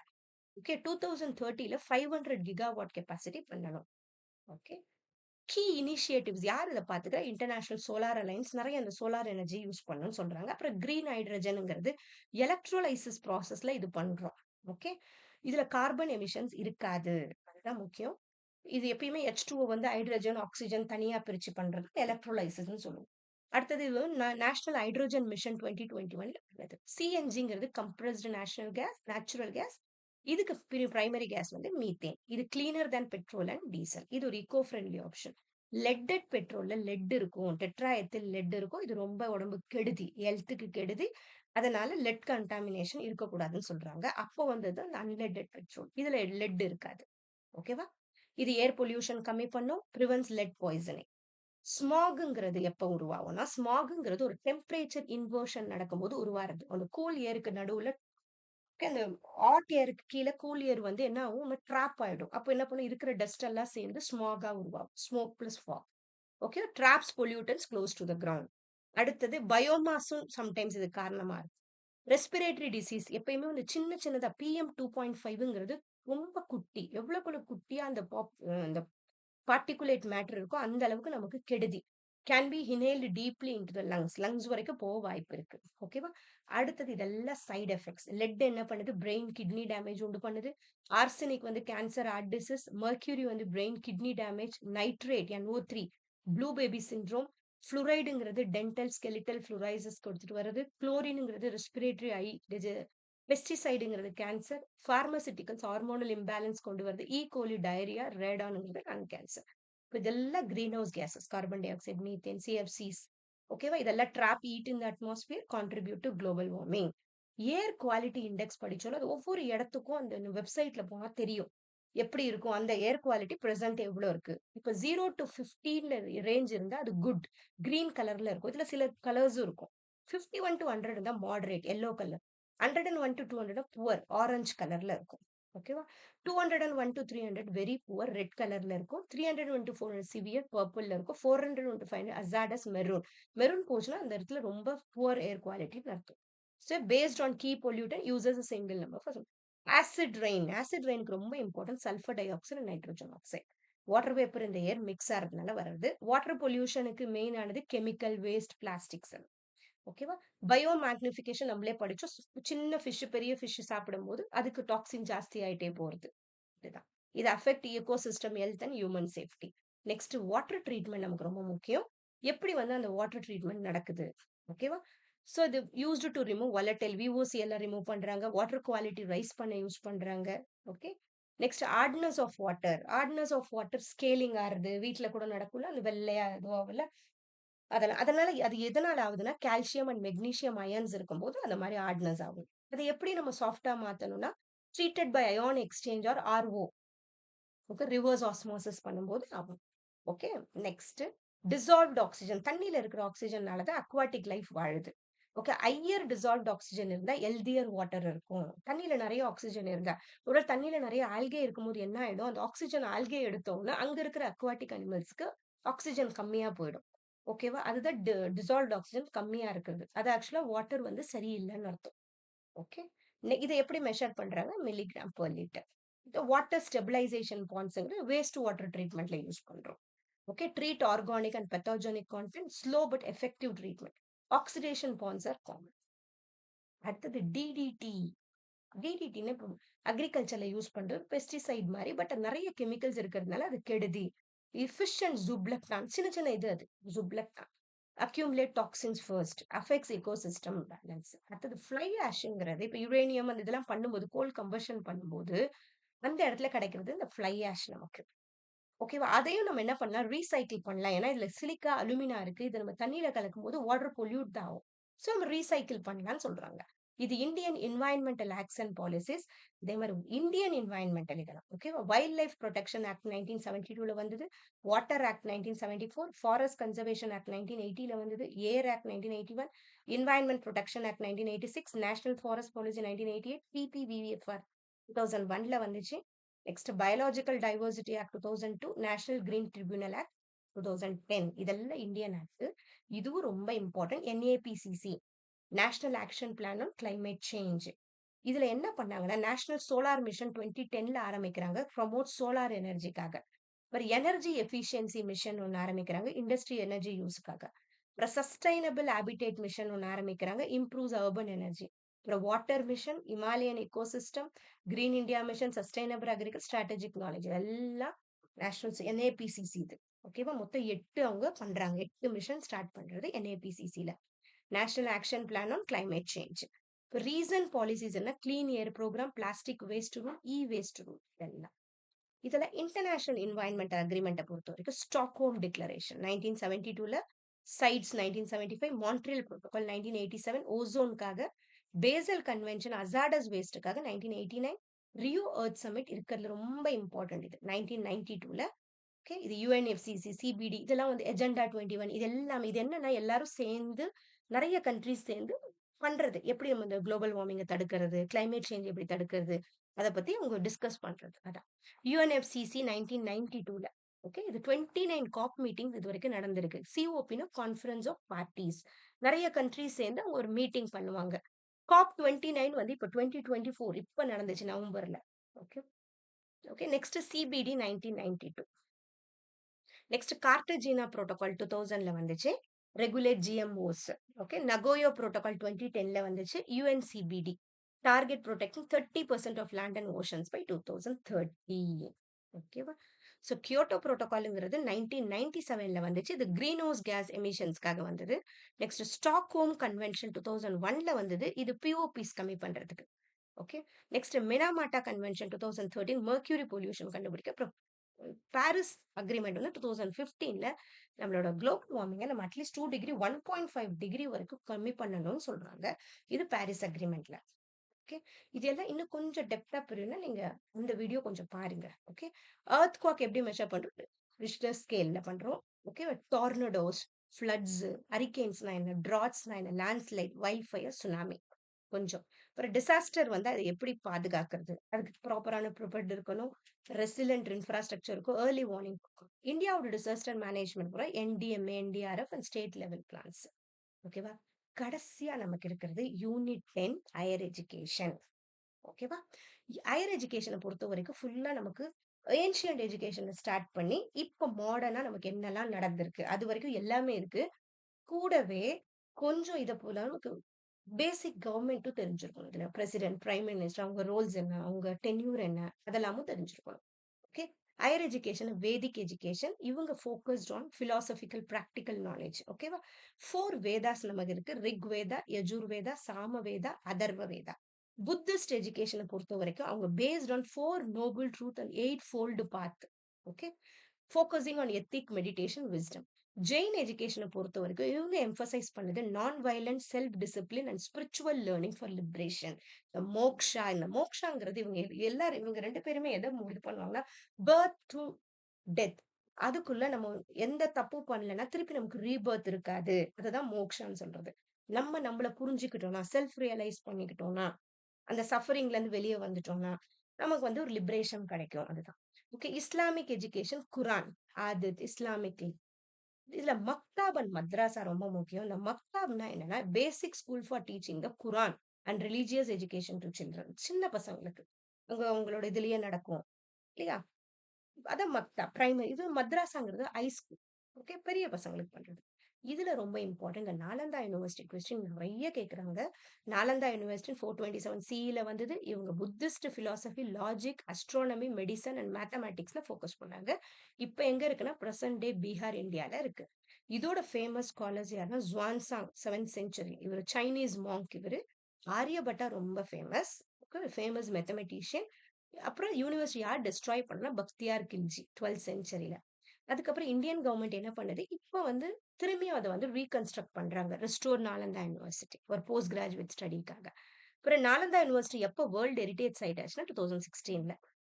ஓகே. இதோட importance recognised for it's historical significance. அடுத்தது மெயின் தக்ஷஷிலா. இதுதான் ஆக்சுவலா இதுதான் ஓல்டு. ஃபர்ஸ்ட் ஓல்டு இதுதான். இது 5th செஞ்சுரி பிசிஇல வருது. இது earliest known universities in the world. இது பிரசன்ட் டே பாகிஸ்தான்ல இருக்கு. ஓகேவா? அடுத்தது இதுல என்னன்னா subject Vedas and philosophy, medicine, mathematics, astronomy, law and politics, archery, language and literature. இதுல Sanskrit and Prakrit language teach பண்றாங்க. இது ஒரு major centre for higher education and Brahmanical லேர்னிங்க்கு. Okay. 60 courses in various subjects teach பண்ணாங்க. இதோட மெயின் ஸ்காலர் யாருன்னா, இந்த பாணினி ரொம்ப important father of linguistics. Sanskrit கிராமரியன். இது ஏன்னா இந்த கொஸ்டின் ஆகஸ்ட் 2024 எக்ஸாம்ல வந்தது. இவர் அஷ்டத்யாயி இந்த ஒரு ஆத்தர் பண்ணவர், எழுதினவர். இதுல 8 சாப்டர் இருக்கும். 4000 கன்சைஸ் ரூல்ஸ் இருக்கும் சான்ஸ்கிரிட் ரிலேட்டடா. அப்புறம் சாணக்யா, அத கௌத்தில்யான்னு சொல்றோம். இவர் ஆத்தர் ஆஃப் அர்த்தசாஸ்திரா. ஓகேவா? Next Charaka, father of medicine. இந்த பாணினி, சாணக்யா, சாரகா இவங்க எல்லாம் Takshashila university. Next other universities என்னெல்லாம் படிச்சோம்னா இருக்குன்னா, விக்ரம்ஷீலா இது ஒரு புத்திஸ்ட் யூனிவர்சிட்டி பீகார்ல இருக்கு. வல்லபி இது குஜராத்ல இருக்கு. Known for law and philosophy. Mithila centre for literature and Sanskrit studies. Odantapuri Buddhist university in Bihar. உஜ்ஜைனுங்கிறது centre for learning and astronomy. அதுக்கப்புறம் pre independence committees and commissions. எப்படி நம்ம எஜுகேஷன் வளர்ந்துச்சு இந்தியால. இது சார்ட்டர் ஆக்ட். பிரிட்டிஷ் ப்ரீ இண்டிபெண்டன்ஸ்னா இண்டிபெண்டன்ஸ்க்கு முன்னாடி. சார்ட்டர் ஆக்ட் 1813ல. Next Macaulay minute. இவங்க அப்பயே 1 லேக் வரைக்கும் அவங்க அலாட் பண்ணுவாங்க எஜுகேஷனுக்காக. Macaulay minute 1835. இவங்க இங்கிலீஷ் மீடியம் ஆஃப் இன்ஸ்ட்ரக்ஷன் சொல்றாங்க. வுட்ஸ் டிஸ்பேட்ச் 1854ல வருது. Recommended establishment national education system. Hunter commission 1882ல வருது. இவங்க பிரைமரி எஜுகேஷன் அந்த எக்ஸ்பான்ஷன் ஆஃப் ஸ்கூல்ஸ் எல்லாம் பண்றாங்க. இதுக்கப்புறம் 1857ல நமக்கு யூனிவர்சிட்டிஸ் எல்லாம் வரும். ஓகேவா? எல்லாமே கொஞ்சம் இருக்கும். நெக்ஸ்ட் இந்தியன் யூனிவர்சிட்டி கமிஷன் 1902ல வருது. அடுத்தது நேஷனல் கவுன்சில் ஆஃப் எஜுகேஷன் 1906ல வருது. Promote indigenous education and guide policy. நம்ம கல்ச்சரோட ரிலேட் ஆகுது. ஓகேவா? இது நேஷனல் கவுன்சில் ஆஃப் எஜுகேஷன் கொஞ்சம் நம்ம இந்தியன் ஃப்ரீடம் ஃபைட்டர்ஸ் எல்லாம் சேர்ந்து பண்றது. கல்கட்டா யூனிவர்சிட்டி கமிஷன் 1917ல வருது. அர்டாக் கமிட்டி 1929 வருது. Focused on the decline of education quality. Abbott Wood report 1937ல வருது. Suggested reforms in school education. அப்புறம் வர்தா ஸ்கீம் வருது. இவங்க பேசிக் எஜுகேஷன்ல கான்சென்ட்ரேட் பண்ணுவாங்க 1937ல. ஓகே. ஜாகிர் ஹுசைன் அவர் பண்ணுவார். இதுல பேசிக் வர்தானாலே காந்திஜியோட இந்த கிராஃப்ட் எஜுகேஷன் கொஞ்சம் மிக்ஸ் பண்ணுவாங்க. அதையும் பண்ணணும். ஒகேஷனல் ட்ரைனிங்க்கு இம்பார்ட்டன்ஸ் கொடுப்பாங்க. சர்ஜன்ட் ரிப்போர்ட் 1944ல வருது. அப்புறம் போஸ்ட் இண்டிபெண்டன்ஸ். இண்டிபெண்டன்ஸ்க்கு அப்புறம் எது வந்துச்சுன்னா, யூனிவர்சிட்டி எஜுகேஷன் ஃபர்ஸ்ட் வருது 1948ல. ஓகே. இவரு வந்து யூனிவர்சிட்டிக்காக பண்ணது. செகண்டரி எஜுகேஷன் வந்து முதலியார் கமிஷன்னு சொல்லுவோம். 1952 டூ 53ல வருது.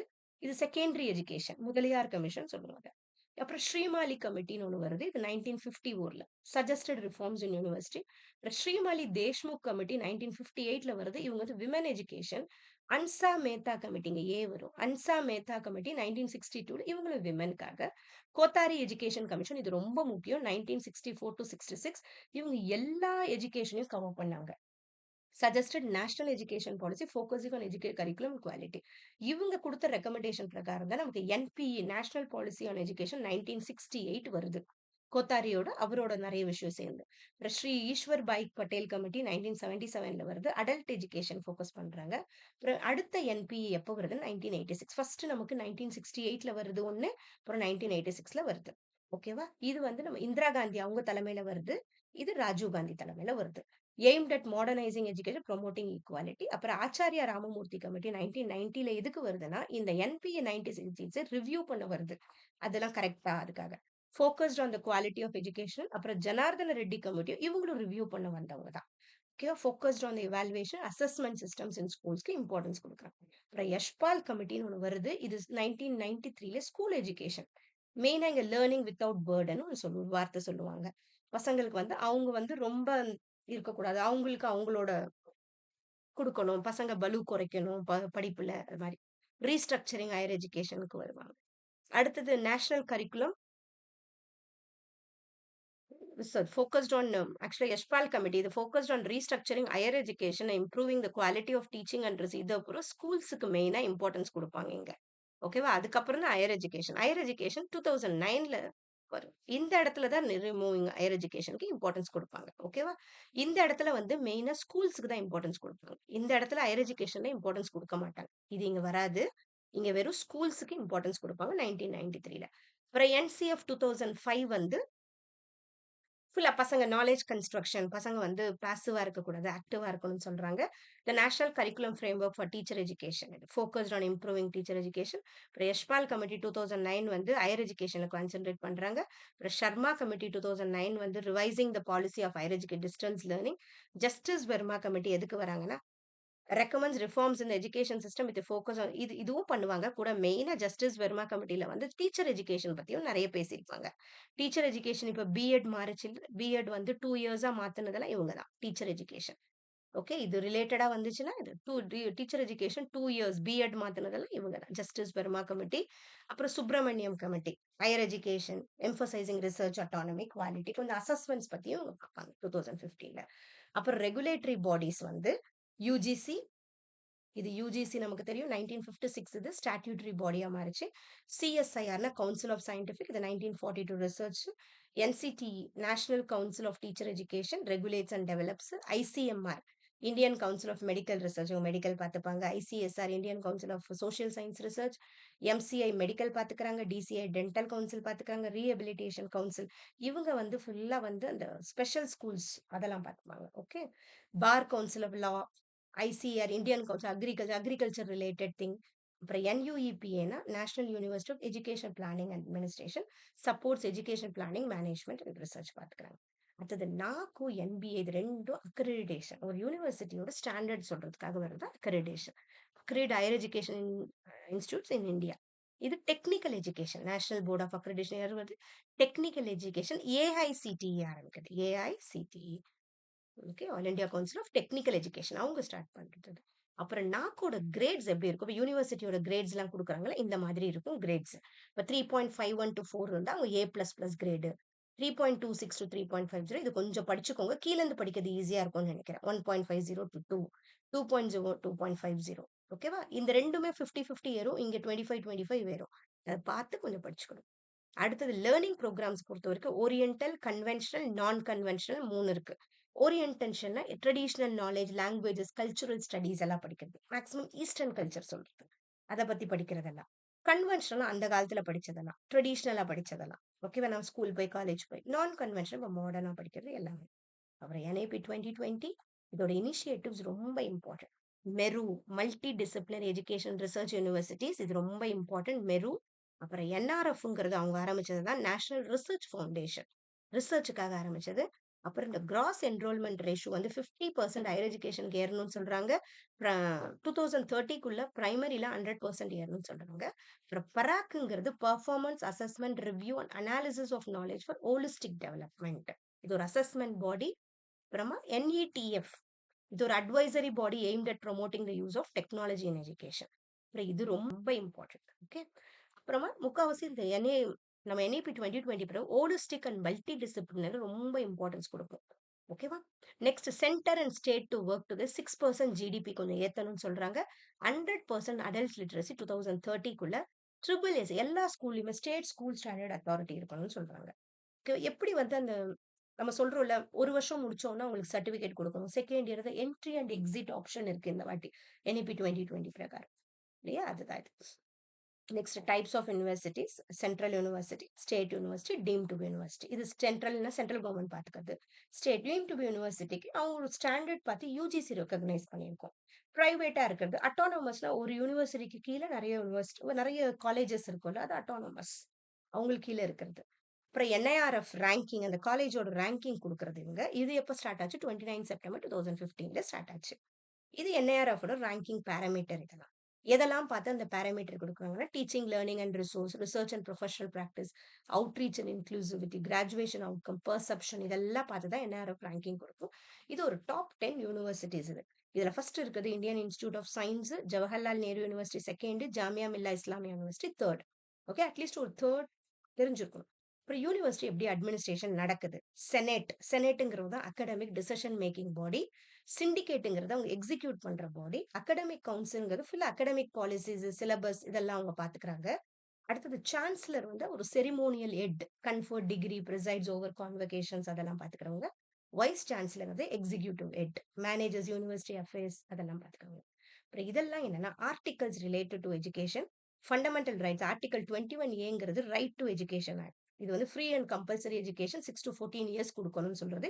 இது ஒரு ஃபண்டமெண்டல் ரைட்னு சொல்றாங்க ஆர்டிகல் 21A. நெக்ஸ்ட் ஆர்டிகல் 21(9) என்னன்னா protection of education cultural rights, minorities, rights of minorities. ஓகேவா? ஆர்டிகல் 30ங்கிறது rights of minority to establish அவங்க எஜுகேஷன் இன்ஸ்டிடியூஷன் ஆரம்பிக்கலாம். அது ஆர்டிகல் 30. இதெல்லாம் ரொம்ப இம்பார்ட்டன்டான ஆர்டிகல். நெக்ஸ்ட் ஆர்டிகல் 41ங்கிறது right to work education public assistance கொடுக்கறது. ஆர்டிகல் 45 அடுத்தது ஏர்லி சைல்ட்ஹுட் கேர் எஜுகேஷன். ஓகேவா? இதுலயும் அந்த 6 to 14 இயர்ஸ் ஃப்ரீ எஜுகேஷன் இருக்கும். அது ஏர்லி சைல்ட்ஹுட் கேர் எஜுகேஷன்லையும் கான்சென்ட்ரேட் பண்றாங்க. நெக்ஸ்ட் ஆர்டிகல் 46 வந்து ப்ரொமோஷன் ஆஃப் எஜுகேஷன் SC/STக்கு கொடுக்கறது. நெக்ஸ்ட் 350A வந்து மதர் டங் டீச் பண்ணலாம் பிரைமரி எஜுகேஷன்ல. 351ங்கிறது promotion of Hindi language, encourages development of Hindi to serve as a medium. அடுத்தது ஆர்டிகல் 246ங்கிறது எஜுகேஷன் எப்போ கன்கரண்ட் லிஸ்ட்ல எஜுகேஷன் மாறுது, ஸ்டேட்டும் முடிவெடுக்கலாம், சென்ட்ரலும் முடிவெடுக்கலாம் தான். அப்புறம் கவர்மெண்ட் இனிஷியேட்டிவ்ஸ் என்னெல்லாம் எஜுகேஷனுக்கு எடுத்திருக்குன்னா எக்யூப், அடுத்தது TUQIP, டெக்னிக்கல் எஜுகேஷன் குவாலிட்டி, அப்புறம் சங்கல்ப்னு ஒன்று, அப்புறம் ஸ்பார்க்னு ஒன்று, promotes academic and research collaboration, அப்புறம் நீட், நேஷனல் எஜுகேஷன் அலைன்ஸ், இது aims to enhance learn outcome through technology. NADங்கிறது national academic depository, storing academic records digitally. EPG பாட்ஷாலாங்கிறது online platform post graduate education. NIRFங்கிறது நேஷனல் இன்ஸ்டிடியூஷன் ரேங்கிங் ஃப்ரேம், உங்க rank பண்றவங்க. ஐஷ்ங்கிறது all India survey and higher education provides data, அந்த higher education அவங்களும் ranking மாதிரி தான் சர்வை பண்றவங்க. RRORERனு revised recognition of online and distance education, online education கொண்டு வந்தவங்க. தீக்ஷாங்கிறது digital infrastructure for knowledge sharing, schools ரிலேட்டடாகவும் இருக்கும் Diksha. Promotes learning in schools. PM Vidya, Pradhan Mantri Vidya, இது வந்து provide access online education resources கிடைக்கும். அது கீழே வந்து தான் ஸ்வயம், இதெல்லாம் இனிஷியேட்டிவ்ஸும். நேஷனல் பிளாட்ஃபார்ம் NDLங்கிறது national digital library, digital repository, நிறைய புக்ஸ் இருக்கும். ஷோத் கங்கால இந்தியன் தீசிஸ்லாம் இருக்கும். ஷோத் சிந்துல நிறைய ரிசோர்சஸ் ஜேர்னல்ஸ் இருக்கும். யந்த்ரால ஹேண்ட்ஸ் ஆன் லேர்னிங் ரொபாட்டிக்ஸ் பத்தி இருக்கும். அப்புறம் ஃபாசிங்கிறது free and open source software, இது promote the open source software நிறைய இருக்கும். வர்ச்சுவல் லேப்ஸுங்கிறது ஆன்லைன் லெபார்டரி. அப்புறம் சமர்த்துங்கிறது என்ஹான்சஸ் ஹையர் எஜுகேஷன். வித்வானுங்கிறது டேட்டா பேஸ். ஸ்ரேயஸ் ப்ரோக்ராம்ங்கிறது ஸ்கில் டெவலப்மெண்ட்டுக்காக ஸ்டார்ட் பண்ணுது. ஓகேவா? இதெல்லாம் லிஸ்ட் ஆஃப் நோட்டபிள் யூனிவர்சிட்டீஸ். ஏன்னா நமக்கு யூனிவர்சிட்டிஸ் இயர்ஸ் எப்ப ஸ்டார்ட் ஆச்சுன்னு கேட்பாங்க. இதுல university of Calcutta 1857 first university எது கேட்டா 1857 தான். அதுக்கப்புறம் வந்தது Bombay 1857, university of Madras 1857, university of Allahabad 1887, university of Punjab 1882. Okay, இந்த யூனிவர்சிட்டி எப்ப ரீ எஸ்டாப்ளிஷ் ஆச்சு? Chandigarh after the partition of India. அப்புறம் பனாரஸ் இந்து யூனிவர்சிட்டி 1916, அப்புறம் எஸ்என்டிடி விமன் யூனிவர்சிட்டி 1960. இது கொஞ்சம் ஞாபகம் வச்சுக்கணும். First women university SNDT women university. University of Delhi வந்து 1922, அலிகார் முஸ்லீம் யூனிவர்சிட்டி 1920, அப்புறம் ஜாமியா மில்லா யூனிவர்சிட்டி 1920, பாரதி வித்யாபீட் யூனிவர்சிட்டி 1964, அப்புறம் Hyderabad central university 1974, Jawaharlal Nehru university 1969. இங்க first to emphasise interdisciplinary லேர்னிங்க்கு இம்பார்ட்டன்ஸ் கொடுத்துருக்காங்க. அப்புறம் டாக்டர் பிஆர் அம்பேத்கர், இது ரொம்ப இம்பார்ட்டன்ட். First open university 1982. ஓகேவா, ஹைதராபாத்ல. அப்புறம் Indira Gandhi national university IGNOU வந்து 1985ல, இது இந்தியாஸ் லார்ஜஸ்ட் ஓப்பன் யூனிவர்சிட்டி. அப்புறம் சிக்கிம் மணிப்பால் யூனிவர்சிட்டி சிக்கிம், இது ஃபர்ஸ்ட் பிரைவேட் யூனிவர்சிட்டி 1995ல ஸ்டார்ட் ஆச்சு. அடுத்தது சிவநாடார் யூனிவர்சிட்டி 2011, இது ஒரு private university. Amrita university 2005. Okay, Indian institute of science Bangalore 1909ல ஸ்டார்ட் ஆச்சு. First time to be university in இந்தியான்னு இது ஐஐஎஸ்சி தான். நெக்ஸ்ட் மெட்டா யூனிவர்சிட்டி, ரெண்டு யூனிவர்சிட்டி சேர்ந்து ஒரு கோர்ஸ் பண்றது, அதுதான் மெட்டா யூனிவர்சிட்டி சொல்றோம். இது கொலாபரேட்டிவ் லேர்னிங் இருக்கும், மல்டி டிசிப்ளினரி லேர்னிங் அதெல்லாம் நடக்கும். அடுத்தது இக்னோ வந்து 1985ல ஸ்டார்ட் ஆச்சு. நெக்ஸ்ட் நமக்கு ரொம்ப இம்பார்ட்டன்ட் வந்து ஸ்வயம் பிரபா. ஸ்வயம் பிரபா ஒரு டிடிஎச் சேனல் 2017ல ஸ்டார்ட் ஆச்சு. இப்போதைக்கு நமக்கு 40 டிடிஎச் சேனல்ஸ் இதுல இருக்கு. இதுல ஆஃபர் லெக்சர்ஸ் இருக்கும், எஜுகேஷன் ப்ரோக்ராம்ஸ்லாம் வரும். நெக்ஸ்ட் இது ஒரு சேனல்ஸ் இதுல இருக்கு, இது ரொம்ப இம்பார்ட்டன்ட். சேனல் நம்பர் 1 வக்கீஷ், இதை கொடுக்கறது யூஜிசி.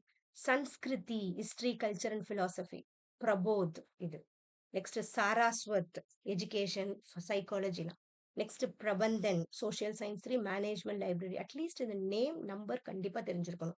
அப்புறம் 6ங்கிறது Vidhik legal study human rights. 7ங்கிறது Kautilya economics commerce. Next Aryabhat 8, 9 Spandan, 10 Daksh. அதுக்கப்புறமா 11 வந்து சோஷியல் சயின்ஸ் அண்ட் ஹியூமானிட்டிஸ். 12 வந்து பேசிக் அண்ட் அப்ளைட் சயின்ஸ், இதெல்லாம் இக்னோர் பண்ணுது. 13 professional education. 14 open universities and Gyan Darshan ignore பண்ணுது. 15 கெப்பாசிட்டி பில்டிங். அப்புறம் 16 வந்து ஸ்கில் அண்ட் ஒகேஷனல் எஜுகேஷன், இது இக்னோர் பண்ணுது. 17ல இருந்து 20 வரைக்கும் இது கோர்சஸ், இது ஐஐடி பாம்பே கொடுக்குது. இதெல்லாம் அந்த கோர்ஸ் நேம். ஓகேவா. அடுத்தது 21 to 22 வந்து இது ஐஐடி டெல்லி கொடுக்குறாங்க. ஓகே, நெக்ஸ்ட் 23 வந்து civil engineering IIT Gandhi Nagar கொடுக்குறாங்க. அப்புறம் 24ல இருந்து 28 வரைக்கும் இதெல்லாம் இவங்க ஐஐடி கான்பூர் கொடுக்குறாங்க, ஒரு 5 கோர்சஸ். அப்புறம் 29 and 30 ஐஐடி காரக்பூர் கொடுக்கறது இது. அப்புறம் ஒரு 6 கோர்சஸ் வந்து ஐஐடி மெட்ராஸ் கொடுக்கறது இதுல இருக்கு. அப்புறம் 37, 38 வந்து இது 2 ஐஐடி திருப்பதி கொடுக்குறாங்க. அட்லீஸ்ட் இந்த பேர் தெரிஞ்சுக்கோங்க, முதல் 10க்கு வந்து அடிக்கடி கேட்கறாங்க. ஓகே, இது கொஞ்சம் லைட்டா ஞாபகம் வச்சுக்கோங்க. இப்போ இந்த ஐஐடி எத்தனை கோர்சஸ் கொடுக்குறாங்க அட்லீஸ்ட். 40ங்கிறது வியாஸ், இது யூஜிசி கொடுக்கறது. அடுத்தது நமக்கு முக்கியமானது இந்த 5 இயர் பிளான்ஸ்ன்னு இருக்கும். இது 1951ல ஸ்டார்ட் ஆச்சு. 2017 வரைக்கும் இருந்துச்சு நமக்கு. ஓகே, ஆல்மோஸ்ட் 2015, 16 வரைக்கும் இருந்துச்சு. ஓகே, போஸ்ட் 2017 என்ன ஆச்சு? நித்தி ஆயோக் நமக்கு வந்துருச்சு. Okay, first year plan 1951 to 1956ல அக்ரிகல்ச்சர் அண்ட் இரிகேஷனுக்கு ஃபோக்கஸ் பண்ணாங்க. செகண்ட் பிளான் 1956 to 1961 இண்டஸ்ட்ரியலைசேஷன்ல. 1961 to 1969 இந்த மாதிரி 5 வருஷம் ஒவ்வொரு விஷயத்துல பண்ணாங்க. ஸோ இது கொஞ்சம் தெரிஞ்சுக்கிறது நல்லது, ஏன்னா கேட்கறாங்க. Fourth plan growth stability green revolution. Fifth one poverty alleviation rolling பின் திரும்ப ஷார்ட் டேர்ம் அட்ஜஸ்ட்மெண்ட் பண்றாங்க. அப்புறம் sixth plan technology poverty eradication. Seventh plan employment social justice. Eighth plan வந்து economic liberalisation. Ninth plan sustainable டெவலப்மெண்ட்ல concentrate பண்றாங்க. 10th plan GDP growth பாவர்ட்டியில. 11th plan inclusive growth. 12th plan sustainable. அதுக்கப்புறமா நித்தி ஆயோக் நமக்கு வந்து இப்போ அவங்க பாத்துக்கிறாங்க. நெக்ஸ்ட் பிரையாம்பிள் ஆஃப் இந்தியா இப்போ கேட்குறாங்க. நம்ம பிரையாம்பிள் இப்போதான் ஸ்டார்ட் ஆகும். இது என்ன கீ வேல்யூஸ் என்னன்னு தெரிஞ்சுக்கிறது நல்லது. Sovereign independent authority in internal external. சோஷியலிஸ்ட்னா கமிட்மெண்ட். செக்யூலர்னா ஈக்குவல் ரெஸ்பெக்ட் நம்ம எல்லாருக்கும் கொடுக்கணும். டெமோக்ராட்டிக்னு நம்ம எல்லாரும் ஓட்டு போட்டு தேர்ந்தெடுத்த டெமோக்ராட்டிக் இருக்குல்ல. ரிப்பப்ளிக்னா எலெக்டட், இது நம்மளோட கீ வேல்யூஸ். இது நம்மளோட கோல்ஸ் என்னன்னா justice, social economic and political. லிபர்ட்டினா தாட் எக்ஸ்பிரஷன், எல்லாருக்கும் வேல்யூ இருக்குல்ல. ஈக்குவாலிட்டி, எல்லாருக்கும் ஈக்குவல் இருக்கு. ஃப்ரெட்டர்னிட்டினா promoting unity and integrity of the nation. ஓகேவா. ஸோ இது வரைக்கும் கண்டிப்பா படிச்சுக்கோங்க. ஓகே, ரொம்ப இம்பார்ட்டன்ட். இந்த பிடிஎஃப் நான் கண்டிப்பா டிஸ்கிரிப்ஷன்ல குடுக்குறேன். இந்த பிடிஎஃப் ஏன்னா முதல்ல இருந்த பிடிஎஃப்லாம் வந்து இப்போதைக்கு குடுக்க முடியாது. பட் இந்த பிடிஎஃப் நான் புரொவைட் பண்றேன். ஏன்னா கண்டிப்பா உங்களுக்கு எக்ஸாம்க்கு இது யூஸ்ஃபுல்லா இருக்கும். ஓகேவா? இந்த பிடிஎஃப் வேணும்னா, நீங்க டிஸ்கிரிப்ஷனுக்கு போயிட்டு அந்த குரூப்ல சேருங்க. இந்த பிடிஎஃப் நான் உங்களுக்கு புரொவைட் பண்றேன். இது கண்டிப்பா படிக்கும்போது ஒரு குயிக் ரீகேப் மாதிரி உங்களுக்கு இருக்கும். ஓகேவா? ஸோ யாரெல்லாம் எக்ஸாம் எழுதுறீங்களோ யுஜிசி நெட் எக்ஸாம், இத பிடிஎஃப் நீங்க காப்பி வேணுனா எடுத்துக்கோங்க. இல்ல ஃபோன்ல படிக்கிறதாலும் படிங்க. ஆனா எல்லா கான்செப்ட்ஸையும் கவர் பண்ணுங்க. இன் டெப்த் உங்களுக்கு இத பத்தி தெரியணும்னா, எடுமாஸ்டர் தமிழ், இங்கிலீஷ் சேனல்ல போயிட்டு, இத பத்தி கொஞ்சம் இன்ஃபர்மேஷன்ஸ் நான் நெறைய வீடியோஸ் போட்டிருக்கேன். அத பார்த்தீங்கன்னா உங்களுக்கு நல்லா புரிஞ்சிரும். ஓகேவா? ஸோ படிங்க. All the best. நல்லா படிங்க. இந்த வாட்டி நல்லா எக்ஸாம் எழுதுங்க. இந்த கான்செப்ட்ஸ் எல்லாம் பாருங்க. ஓரளவு இது ரிலேட்டட் கொஸ்டின்ஸ் கண்டிப்பா உங்களுக்கு வரும். அத பார்க்கும்போது உங்களுக்கு நல்லா புரியும். ஓகே. Thank you.